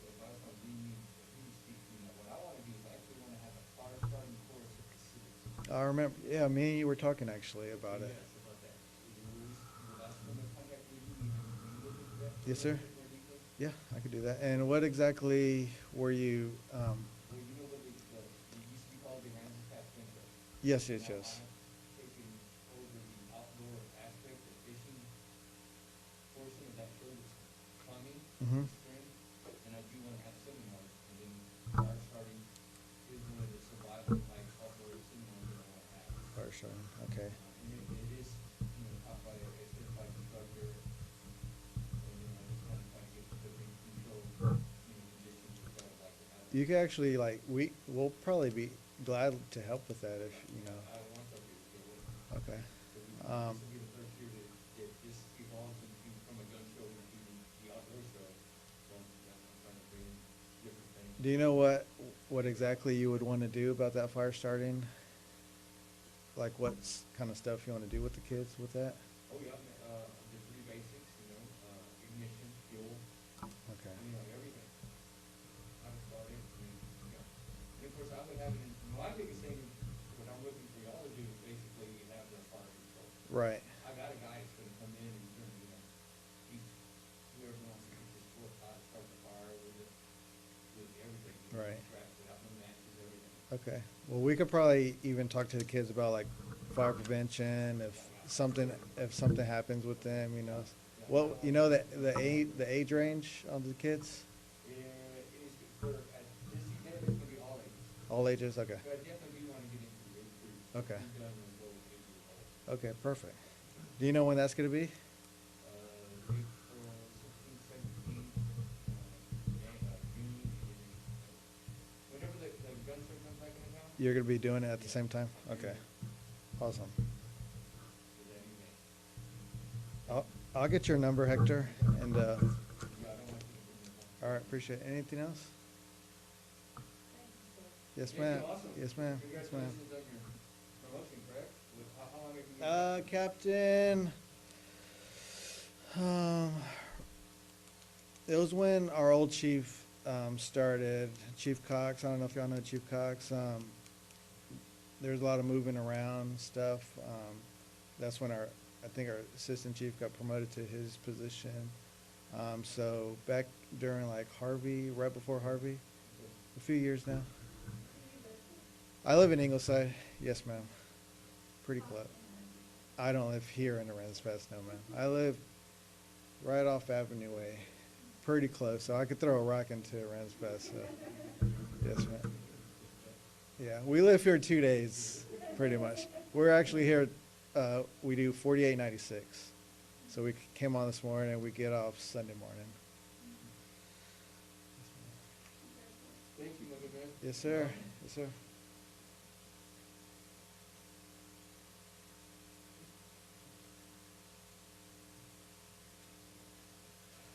Thank you very much, Captain. So that would be bulk and trash services. We have Mr. Davis here with Absolute Waste.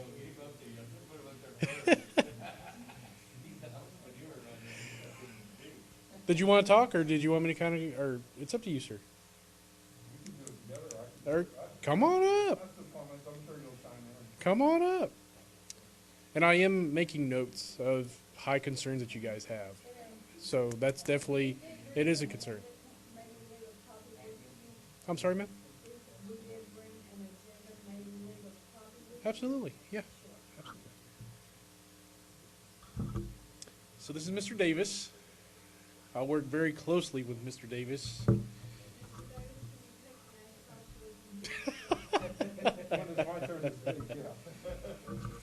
So on top of many code violation issues that we have that we've discussed, I'll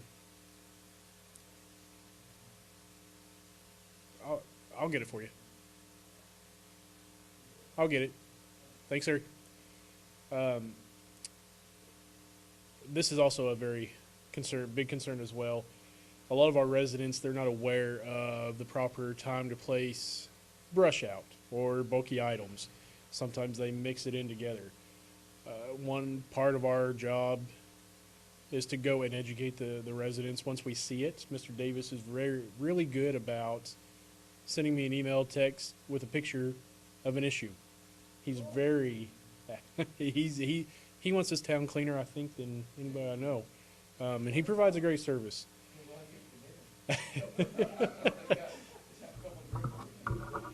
So part of the handout I think some of you guys found, one is the brush schedule for the town, and the other is trash services schedule. So one thing, a challenge that we face with code enforcement, each section of town, once it gets picked up, residents like to put more stuff out right after it gets picked up. It's a violation. You can't do that. It's not giving these individuals time to. It doesn't look like they're doing their job. They are. They're cleaning these sections up, but we have a lot of residents that are still putting stuff out in the inappropriate time. And it actually, with our ticket writer, I don't have anything in the ticket writer just yet to cite for improper placement of the brush in bulk. So our judge is going to review the ordinances that we have in city code to add to that ticket writer. So the repeat offenders, I can start just issuing them tickets. The items that will never get picked up by the services would be tires, construction debris, hazardous wastes, of course. And that seems to be what a lot, not necessarily hazardous waste, but it's more the construction material and tires that people keep putting out. So we're trying. So the mattresses, they'll pick up. They'll pick up. That's the bulky. I'm sorry, I misheard you. Maybe I'm just confused myself. So I know that the third week of the month, they come pick up brush. Mm-hmm. But I don't think I've ever seen it where it says bulk is picked up at a certain week in my area. Does it? It does. If you look under the frequently asked questions, it says it in there. Now, it asks you to keep it separate from each other. Right, of course. Because, we recycle all the brush. I don't even know if you know that. It all gets ground up in Gregory, and it's basically sold, and it's, people are using it for gardens and things like that. So that's the big recycling thing y'all probably didn't even think of doing. But the bulky will get picked up as well, and we haul that in dumpsters to the landfill. But that's why we like to keep it segregated, so we can recycle as much as we can. The only reason I ask that is I drive around town a lot, and sometimes I see the same item there for months. Yes. So it's like, are they missing that street? What's going on? So that's what I was saying. Is it like construction debris, tires, Like a dishwasher. dishwasher? So you don't pick up dishwashers, right? We Or do. You do? Okay. There's actually a white goods person that comes around and sometimes picks it off before we get Yeah, there, yeah. which is really good. But as far as talking about the schedule, we follow the schedule like you would not believe. And just so you know, for my driver, when he does it, he has a sign-off sheet. Every street, there's a column that says brush, column bulky, and he's got to put the date that he goes down the street. And because I also uniquely do almost all the cart deliveries in town, because I choose to do it, even though I do own the company, but it gives me a way to look around and see what's going on. And I double check all the time, and he's really good at it. So if you have something on it, one of the biggest problems we have is people making a mess while they're building the house. And the property that Captain Pierce was talking about was, all the mess was made before the home was built.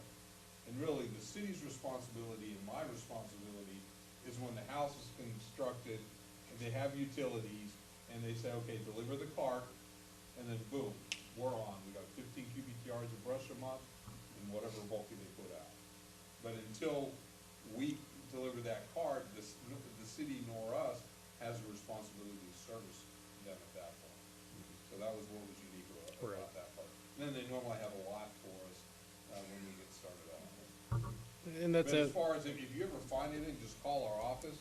But I will tell you this, he hits all the streets on the regular basis, just like he's supposed to, and you'd be shocked at how on target we are. Is everybody talking most of like, just local people that just gather up together and put stuff together, and everybody can get y'all to come out and pick it up directly without having to just train on the city, maybe a couple times a year, once a month, something dumpsters or something like Something that. like that, yes, sir. Yeah, we're jumping around, if I can get into some of my stuff. Anyhow, we do follow the schedule, just to go over some stuff, except for construction material. And as Corey has said, people just get a voucher and dump it out on West Myrtle, and it's free, I think, right? Yep. So it's really easy to keep it clean. A lot of people leave the construction debris, they think at some point, somebody with the city or myself is gonna get so frustrated at seeing it that they're gonna pick it up. But just so you know, our grapple truck that we used, to pick this up, it's not made for picking up construction debris. You can spend all day there trying to pick it up. It's like eating soup with a fork. You know, it just doesn't work very well. It's for picking up brush. It's like most machinery, it has a designated purpose. And its purpose there is to pick up brush. Though it does work really well with bulky like mattresses and sofas and stuff like that. The claw does work really well. But again, tires and hazardous waste are never gonna work. Construction debris needs to go to the transfer station. One of the things on the brush to think about is most people don't know how much 15 cubic yards is. But it's, to give you an example, it's 8 by 5 by 10. So it could be 10 feet long, 5 feet high, and 8 foot deep. We will pick that up. So that's a lot of brush. So, and that's one of the reasons you probably don't see a whole lot of brush around town right now, is because this time of the year, we're way caught up. We're looking for stuff. I've been bugging him. Do you know any vacant lots anywhere? Yeah. Because- Right next to 1120 West Road, there's a huge pile of land there. Okay, There we go. let us know, because we just did that vacant lot on, was that South 11th or South 10th? 11th or South 10th?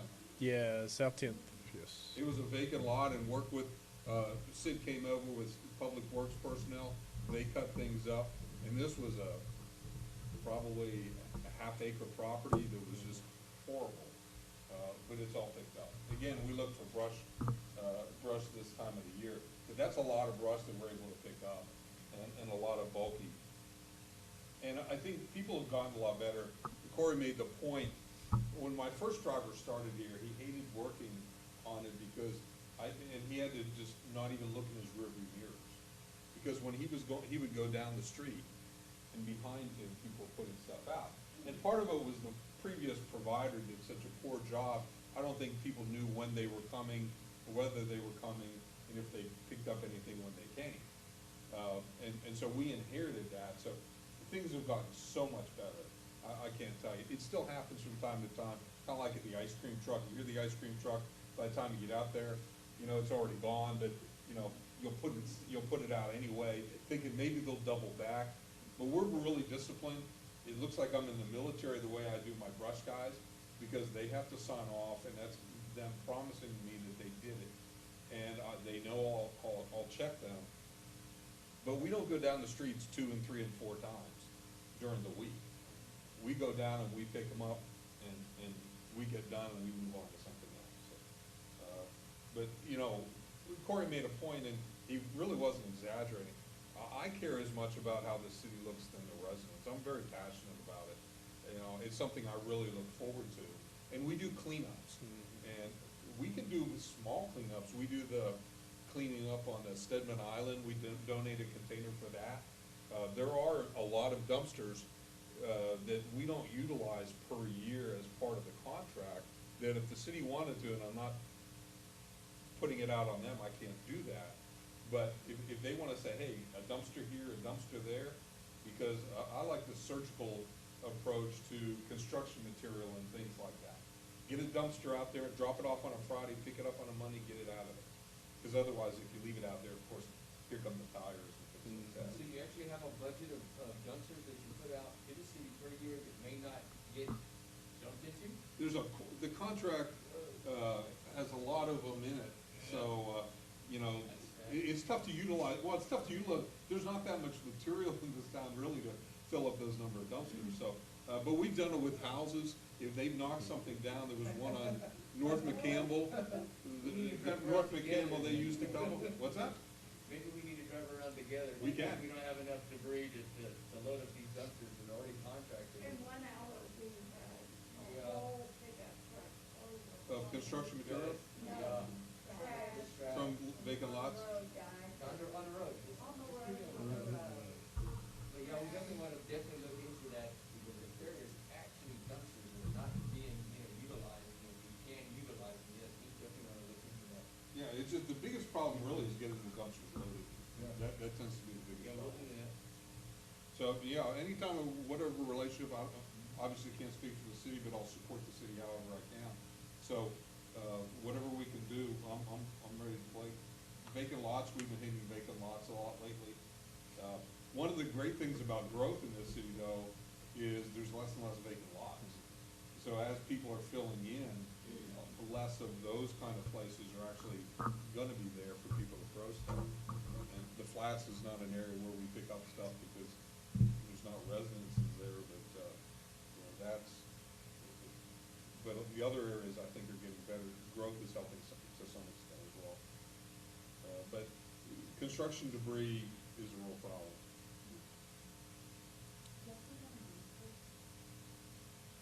Yeah, but one side's ours and the other side's Yeah. Ingleside. I had a driver accidentally pick up on the wrong side one time, I was pretty upset The with north side is, us. Is us. Construction worker debris is a big problem. It In could be. Harbor Heights, no, all of our. Oh. Yeah, in Harbor Heights, the I'm in there at least once construction a week and guys are littering every week. Yeah. Where's that at? Bottle, can, and so. Harbor Heights, where's that? Superintendent. the Hogan homes. Oh, the new The West subdivision. Missouri. Really? Lighthouse Lakes. Yes. What's the new one? Estes. I was gonna say, I'll definitely be there Monday, and I'll put a stop to that. That, well, I mean, I can go and start giving all their little workers littering tickets. Get them in court. I'll make, And there's a part of Avenue A down there on the other, that's on, is on the county side. Right, Which is right. another problem. our city limits is so jigsawy. It's frustrating, because I get a lot of complaints, not specifically for brush or bulk, but for code stuff. And they're like, well, it's right, the cemetery, that's right there on 1069. Everybody would think, oh, that's city, that's in the city limits. Walmart's right there. Our city limits, that's county. That's all the county right there. I get so many complaints about, there's a little RV park right there on, yep. That little RV park is in Sampad County, and I've submitted a lot of complaints to the county. The chief of police has, And we, as a citizen, file complaints to the county. absolutely. We need to figure out ways of how to do that, and we'll put it up on it. You can actually speak to County Commissioner Gillespie. He's the commissioner for that precinct. That's what I was saying, the chief of police. Gabriel? There we go.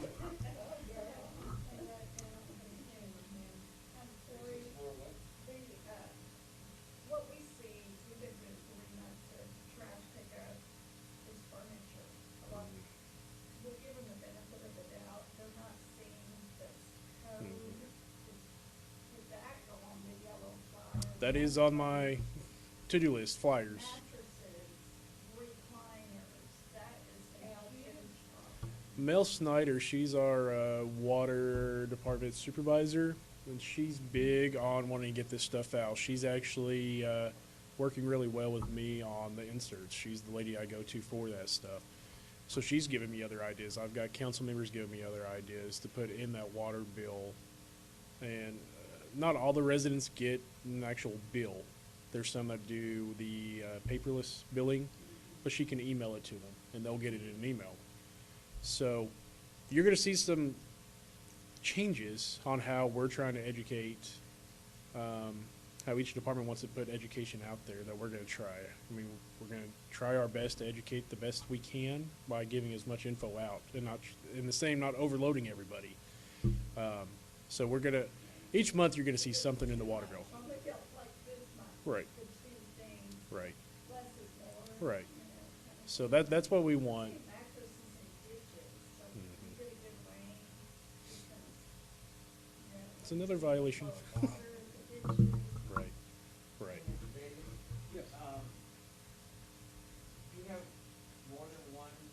driver for the brush pickup?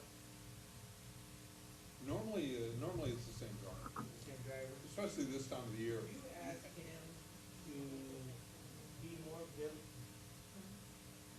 Vigilant. more vigilant on hydraulic leaks on his equipment? Okay. I had noticed, you drive down, Johnson or Rose, and those people, we usually have a lot of brush, because we got acreage. And you can see how long he's been in one little spot, depending on how big the puddle was there on the road of hydraulic puddle. And then eventually I was coming up to my house, and he was picking up brush across the street from me, and he had a blowout, and it was just hydraulic fluid flying everywhere. And then he was stuck there for a while. He finally figured it out, because I had to go all the way around to my house. And, I went into my house, a while later, he was gone. But it's just, obviously, that's not environmentally good, having hydraulic puddles. It's not, unfortunately, with grapple trucks, you have a lot of hoses and things like that. No, I understand. That are a real problem, but I'll give Lena, Because I'm ex-Navy, and I work in the engine room, and, you're gonna have that pinhole leak, or, something's not tightening, I'm just saying, we shouldn't have puddles on the no, street. never should. Well, I have a question. Yeah. So, when you came up for bid that first year, you and I actually sat up there. Yeah, I remember. Oh, okay. And I had asked you about recycling. And Yeah. you said that there was an option for at least cardboard. I don't know if there's an option, that hasn't been really high on the list. No? Uh, Okay. In a discussion, in fact, I did a recycling presentation, must have been like a year ago. And, cardboard is something, there's cardboard dumpsters in town. Oh, there are. Oh, yeah, there's, I think, 8. And are they available for the public? No, Oh. private contractors doing it, but I'm saying, Lowe's has one, Walmart, they bundle. well, everything. they do their own thing, they're independent. Yeah. They do their own garbage, their own recycling and all that kind of stuff. But, no, you'll see it, well, there was one at Bell's, there's, Alan Samuels has one. Yeah, Uh, going the blank. other dealership. Going one I a know, I commercial, had to- commercial or Autoplex? Autoplex. Autoplex. Has 2 dumpsters. That's not open to the residents. No, it's not, but, it's brought up before, and cardboard's one of the few commodities in recycling that's very good, to be real honest about it. Recycling's not exactly a lucrative thing to do right now. And most of it, the high-grade papers, and, some places, the schools used to like to do that stuff, there's not much of that going on. It's kind of a little depressing and the bottom line is, the disposal per ton here is so much cheaper than to recycle. And the landfill that it goes to is bigger than Central Park, and it's got over 100 years worth of life. So, hate to get into the numbers, but, that's kind of the way things tend to work out. I've worked in the Northeast, where you're paying $85 a ton disposal. My little brother's got a recycler out there, he does it quite well. But it's a different environment, and it's just not lucrative. But I do like the cardboard. I threw them out there for free for the first year at the commercial businesses to get them started on the cardboard, because I knew Karen's Rents is another one that has one. There's really good cardboard there, and the guy that has a recycler is a friend of mine, so it's like, well, let's get them to do cardboard. I'll do it for free for a year, just to get them going. I hadn't really talked to them. We hadn't really promoted it, but anybody that wants it can just call, and it's now part of the contract. It wasn't really initially, and we've kind of added that, the modest pricing for it, and as part of the contract. See, I'm learning stuff. We're using ours in our compost, so that's no problem for us, but Right. there's just other people that have approached and said, can you at least recycle stuff? And I'm like, oh, that's good. Thank you. We could do cardboard. Whatever you say, sir. So back to the cleanup. In your packets, I keep referring to your packets, I put in pre-scheduled cleanups. And I think I I need to give you one too, probably. That's probably a good idea. It's You getting, already scheduled a cleanup without talking to me again? well, He does those things. oh, If I didn't love him, I'll tell you. that's right out behind the aquatic center. Oh, okay. So the 361 Off-Road Rescue, that's a new group. I guess they've been around for a while. I'm not sure.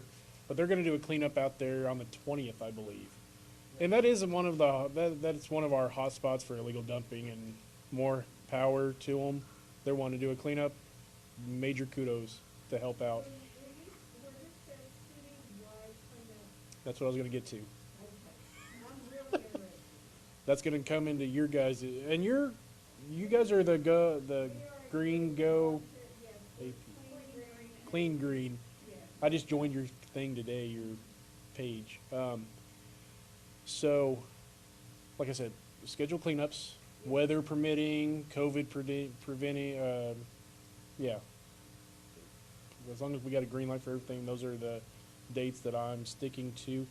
And another thing that we have done since I've been here, and Roy, you may have done it whenever you were doing the code enforcement. Did you guys do a tire take back when you were here? No, you guys never got a chance. Okay. So whenever I took over the code office, that's one thing that you guys are well aware of. We have issue with tires in our community that cause huge health issues. They're fire hazards, and they're just plain out ugly. So the years that I've been here, each year we did a tire take-back event. For the first event, we filled up a semi-truck bed load. Second event, we did that where we actually had extra that the tire hauler had to come back and collect more, pick up in a second load. So these events I'm going to try and do each year with the tire take-back. It's a very expensive event, but we do have a lot of great businesses in the area that help donate to offset that cost. So it's a need in AP. The transfer station takes tires. They charge, I think it's $5 a tire. Some people can't afford that due to financial limitations, or they just don't have the capability of taking it to dump. So that's one reason that pushed me to try to do these kind of tire take-back events, is to offer another service to the community. The citywide cleanups, so basically what we do with those, Mr. Davis, I can't brag on him enough. He does give us, I think it's like 18 dumpsters of physical, right? Is that what it is? Oh, is it 28? I think is what it was. More than that. Anyway, there was one time that by my records, we went through our dumpsters, our free dumpsters. Oh, the first year and We went through them all. He Oh. donated extra free dumpsters at no cost to the city, which is freaking amazing. The issue with the dumpsters, though, I can schedule these cleanups. I never have a full guarantee that the residents are going to partake in that cleanup. I think there's been 3 or 4 cleanups where I have all these extra dumpsters. We try to have 4 dumpsters at one of these events. I had half of one dumpster filled, I believe is what it was. So his company brought 3 additional dumpsters for no reason. We didn't even fill them. So that's more of a burden for his crew to bring these extra dumpsters if the residents don't even partake. I even get the city crews out, Public Works, they'll push things out through their guys and get volunteers to come out, drive around in the city trucks. We'll go to people's property.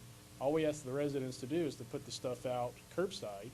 We'll come by and pick it up. If you don't have the means to do it, let me know. I'll have a list. We'll get the volunteers to go by, pick the stuff up, bring it to the dumpsters. So with the citywide cleanup, we spread them out throughout town on city-owned properties. So the 520 West lot, I usually have 2 dumpsters, I think here. We got one over on South Rife, and then we even tried setting one up out by the aquatic center.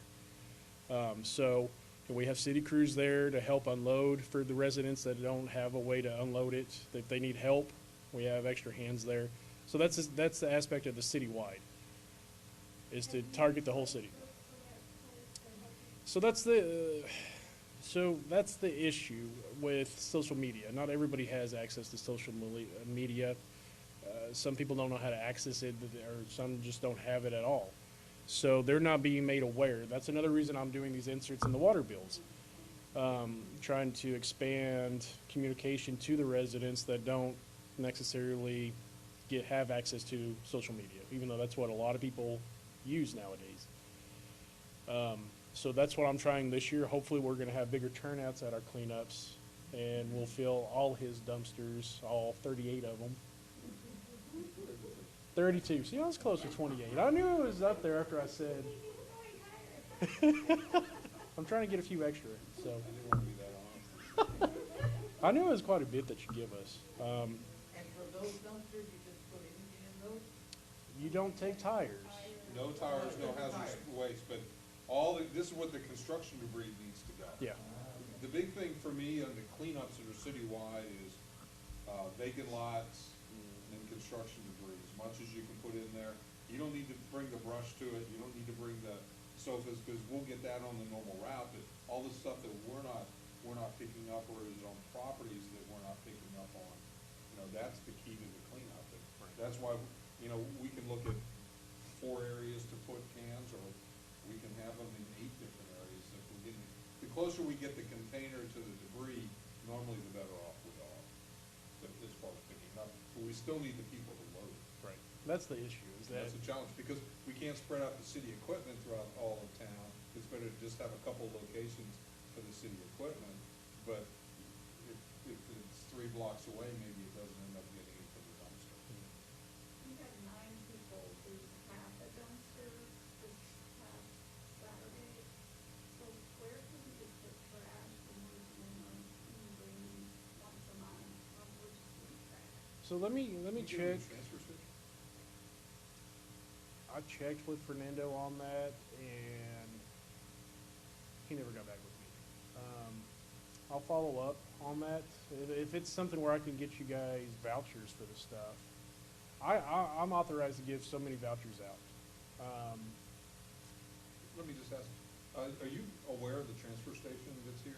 Yeah. Okay, there's 3 permanent dumpsters out there all the time. That's what he's talking about. So One of our issues is women picking up trash, and we none of us have a pickup either. I mean, we wanna clean it, we wanna pick it up, and Mr. Grace is here, helps us, but he's running a business. And he'll come along with his pickup and he helps us, but we don't have a pickup of money. We're willing to bag it and sit it and do it and put it in one area, but we don't have a We way had to get it 25 there. people yesterday jump on board and say that they'll be on the trash. If you guys In can, one day, 25 people on Aransas Pass community page said, I'll do it for an hour. They wanna join us. But you see our dilemma, we don't have a way to, we can bag it, but we don't know how to get it there. We don't know how to truck. and see, my department, it's only 2 of us, so it's hard for me to say, yeah, bag it and we'll come pick it up right there. Well, I mean, we can Um, get in one area, we just how don't big is, have a- are we talking about? We're talking about trash bags, the black bags, But I mean, how much, if you could throw it all together, how big is We it? took one dumpster full. What we did was buy a regular bed pickup all the way up to the very top of the cab. So 6 by at least 4 or 5 by the 4 or 5. So 5 by 5, It's 10 or 15 yard hose. Yeah, there you go. divided by 27. And we had Whatever. told the guys in the dumpster at the school because we pick up trash on the school area, not, on their property, but the easement is free easement around the school. And my sister was getting her accumulation, and she got called out by the school person, but she's a teacher, and we had Lions Club there, she goes, "What was the Lions Club?" And they said, "Oh, if you're with the Lions Club, it's fine." So You have to be that very was careful. that was going to be my question. You guys are doing awesome, but if you're putting stuff in another person's dumpster without their permission, that's considered illegal dumping or theft of service.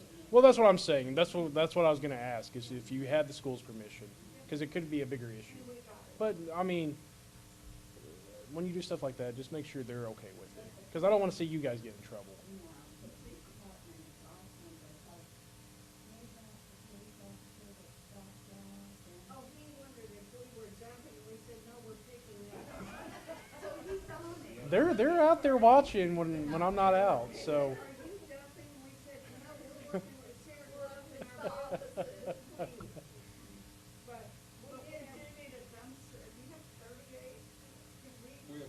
He's got Well, 48. I can do whatever I want outside the contract. I mean, I'm not gonna obligate the city, but if we wanna work out something, I'll give you my business card, somebody can call me. We can try to work out a solution. I can see how much it is, and how much in volume it is, and come up with an idea, and look at doing something just for your community. Hector, in 1 hour, it's a truckload, a normal size. And the dumpsters that he And we gives got us, 20s, 30s, 40s, and it's only the height that's the real difference. So if you only have 15 yards, a 20-yarder might be the best thing to do, because it's only gonna be 60 miles. right. And like he was saying, I mean, we get so many dumpsters. I'm okay with giving you guys a dumpster here and there. I really am. I mean, it is. I mean, if that helps you guys out. Yeah, if you just let me know, and I could get with Mr. Davis and, You have a schedule? We're organized, ready to rock and roll. Yeah, lock and load. There's one other thing that we wanted to ask you, and, but, especially around the school. Once we cleaned, we were hoping that one of the city mowers could mow the freshly cleaned grass areas where the kids walk to and from school. It's, we don't have sidewalks, we can't afford them, but we can make green grass paths that don't have trash if it's mowed properly. is it like,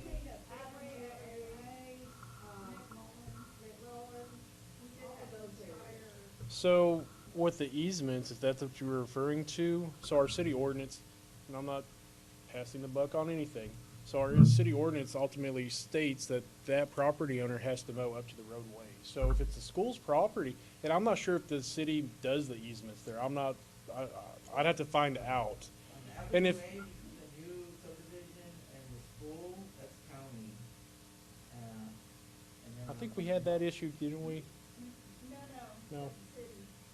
I talked to them. Yeah, because Commissioner Gillespie, I remember having this conversation.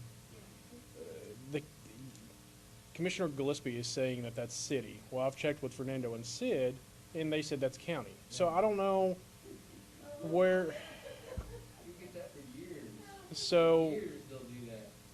It's actually just collecting the taxes on it. right, And they'll get back with you. yeah. So, I mean, that's the issue, and I remember that conversation now, because there was a headache. And I think Fernando and Sid finally just sent a city crew out there, because there was a pile, like a toilet bowl or something, and they sent a city crew out there just to get it, just to solve the issue. Yeah. So that, yeah, right. And it's a hazard. It's definitely a hazard. I mean, rodents get in that stuff and all that as well. I'll reach back out to Sid and Fernando and Mr. Gillespie about that as well. Maybe I can get them to meet and determine, get an answer for that as well. But you're talking about the corner property that's fenced in, just right past, south of the high school, right?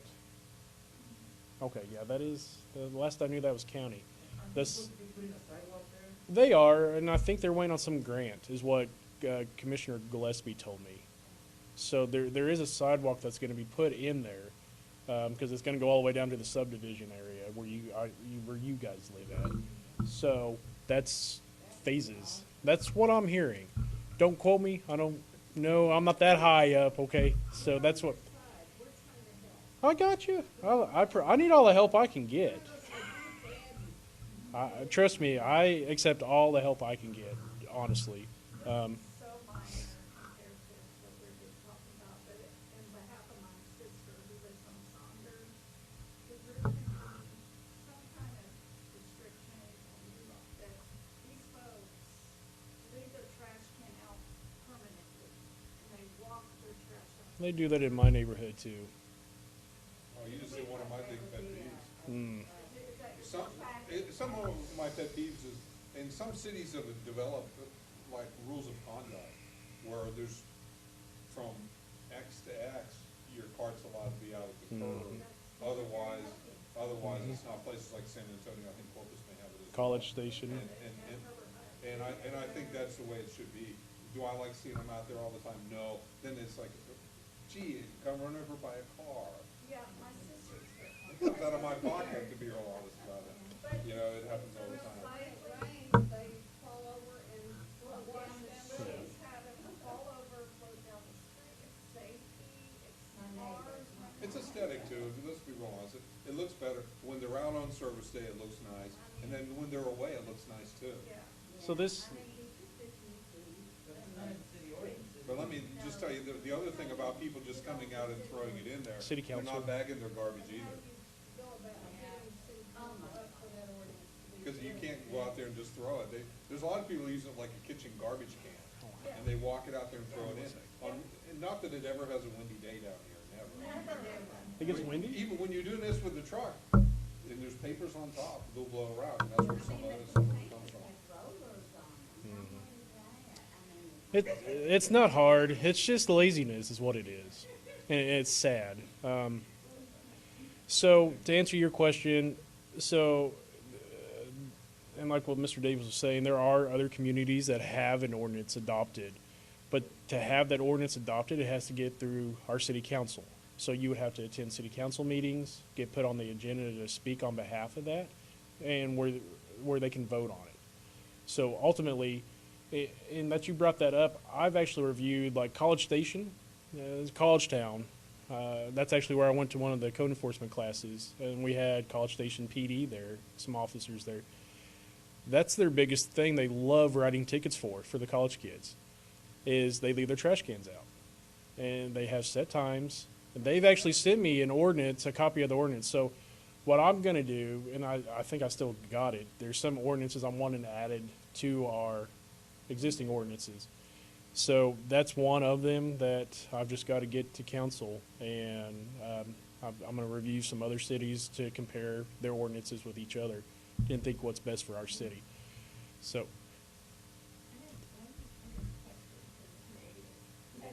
you're popular. You've talked enough tonight, I Clark. really have. I'm tired. We lived in the Navy for 24 years. We lived in several different military communities. And there was a strict, you weren't allowed, if your trash can had to lid, had to be able to close. Otherwise, there's a no-no. So I've always been like, it better, telling everybody, what is the rule for here? Most places that is a rule. I haven't enforced it. It's not really in our contract. And part of it is it reduces the amount of blowing debris if it's closed all the time, which is really good. It's also cheaper for me because I'm not having to dispose of that extra stuff. That's a problem. Also, the other problem we have in town is people put their garbage carts out backwards. And we may put some arrows on it. I bought a bunch of decals for my guys, because my big problem is if my guys don't get out and spin it, they're gonna break the lid off. And I've replaced 6 lids in town. When I come to town to do carts, and I've probably done 90% of the carts in town, since we started, is I bring lids with me. And, we're not big sticklers for it's gotta be facing a certain way, and it's gotta be closed all the way. Now, if there's an ordinance that says something like that, obviously I follow it, but, we're there, we're trying to pick up the garbage, we're trying to do the right thing. So if it's backwards, my guys will dump it, if the lid's up, but, sometimes they take a lot of pictures. If it's a big raspa, that they're concerned about it's gonna go all over the place, they'll take a picture of it beforehand. So they say, hey, we'll dump it, the customer's asking us to dump it, but we're not responsible if some of the debris falls off. City I moved from 24 years, they would not take it. Now, if the city tells me not to, I won't. But then there's gonna be some people calling, there's one guy in town here, he'll threaten to kill anybody for anything. That's why they have bulletproof glass in the front. So these issues that you're bringing up, it's got to get passed by council. Unless it gets if it never gets passed, we can't do anything about it. It's got to be set as a city law. So right now they're not actually meeting in person. It's all online, but I believe I seen in February they're going to start doing open council where the residents can start coming in. There's a meeting Monday, right? Yeah, no, that's probably, so the first and third Monday of every month, that's typically when the council meets. You can still put your question. Right. You can message the city secretary, city manager's assistant, city secretary, sorry. And she'll document it and she'll read your your concern, complaint online, and the council will I think discuss. problems and not just having a fuss about something that's not important. I think it's important. One thing I'll say about this community though, the council, Corey, and the community, everybody's pulling the rope in the same direction. So I think 99.9% of the people all want it to be clean. You're always gonna have, what's that street out there, west, not west, where we've had a lot of problems over the past, that White House. I can think about 10. You know more I'm than not I do helping about you. that. But I'm not helping. most everybody really has an intent, and if you're real honest about it, I would say, if you've been in the community for a while, it looks better now than it has in a while. It's not where we all want it to be, but it's moved dramatically in the right direction. So that's an outstanding job that the city's done. The 140 or whatever demolitions, that's unreal. I go to city council meetings before COVID, I went to city council meetings, and that's a number you never hear anywhere. And you saw that map with all the green and the yellow, that's extraordinary. I got a couple other suggestions for buildings, but he doesn't like that. It's not that I don't like it, it's just like, we'll get in trouble. But they do a great job. But- But that's all part of cleaning it up. But somebody will call like on the 35 heading towards Rockport that there's a mess at that lot, we went and cleaned it up. It's not Yeah. part of our contract, but we'll do that. Yeah.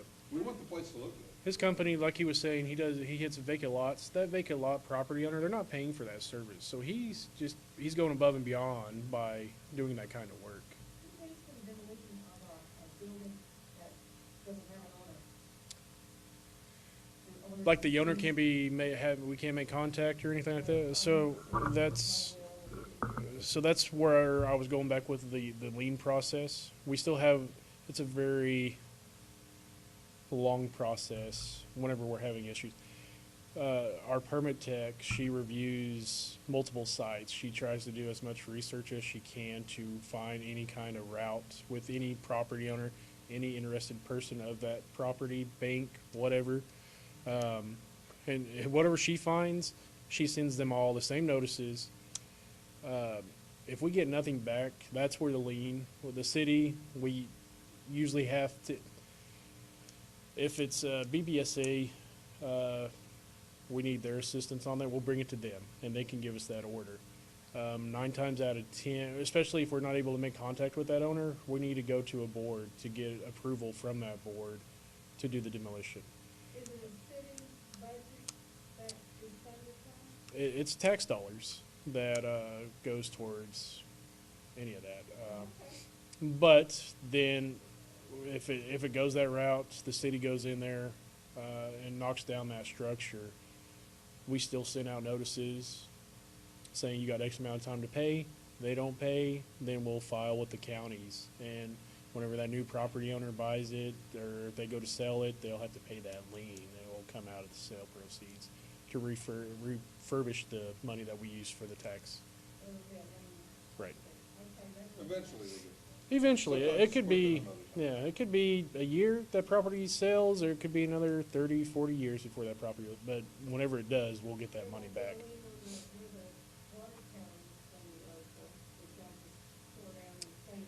No, no, no. Isn't he gonna buy it? Isn't that what He could buy it, he just needs to get in the right contact with the right lady. There you go.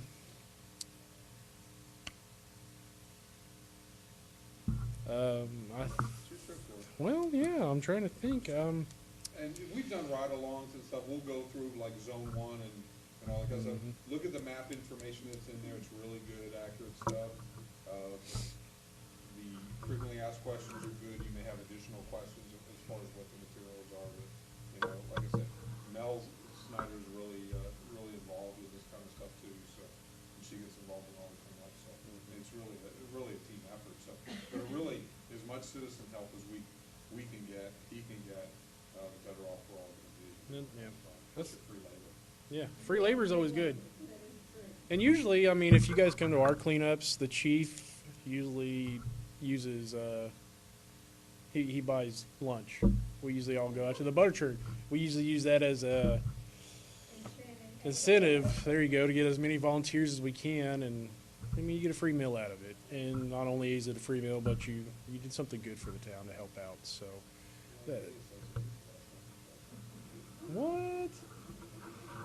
So, I mean, that's basically all I have for this workshop. If you have any other questions, there's a few things I need to follow up with you guys on, and I will. I think that's pretty much all I got, guys. Thank you guys for coming. We're actually almost an hour over, so this is actually very productive, I thought. But Are you so glad we're leaving now? no, if you guys want, I can talk about this stuff all day long. Trust me.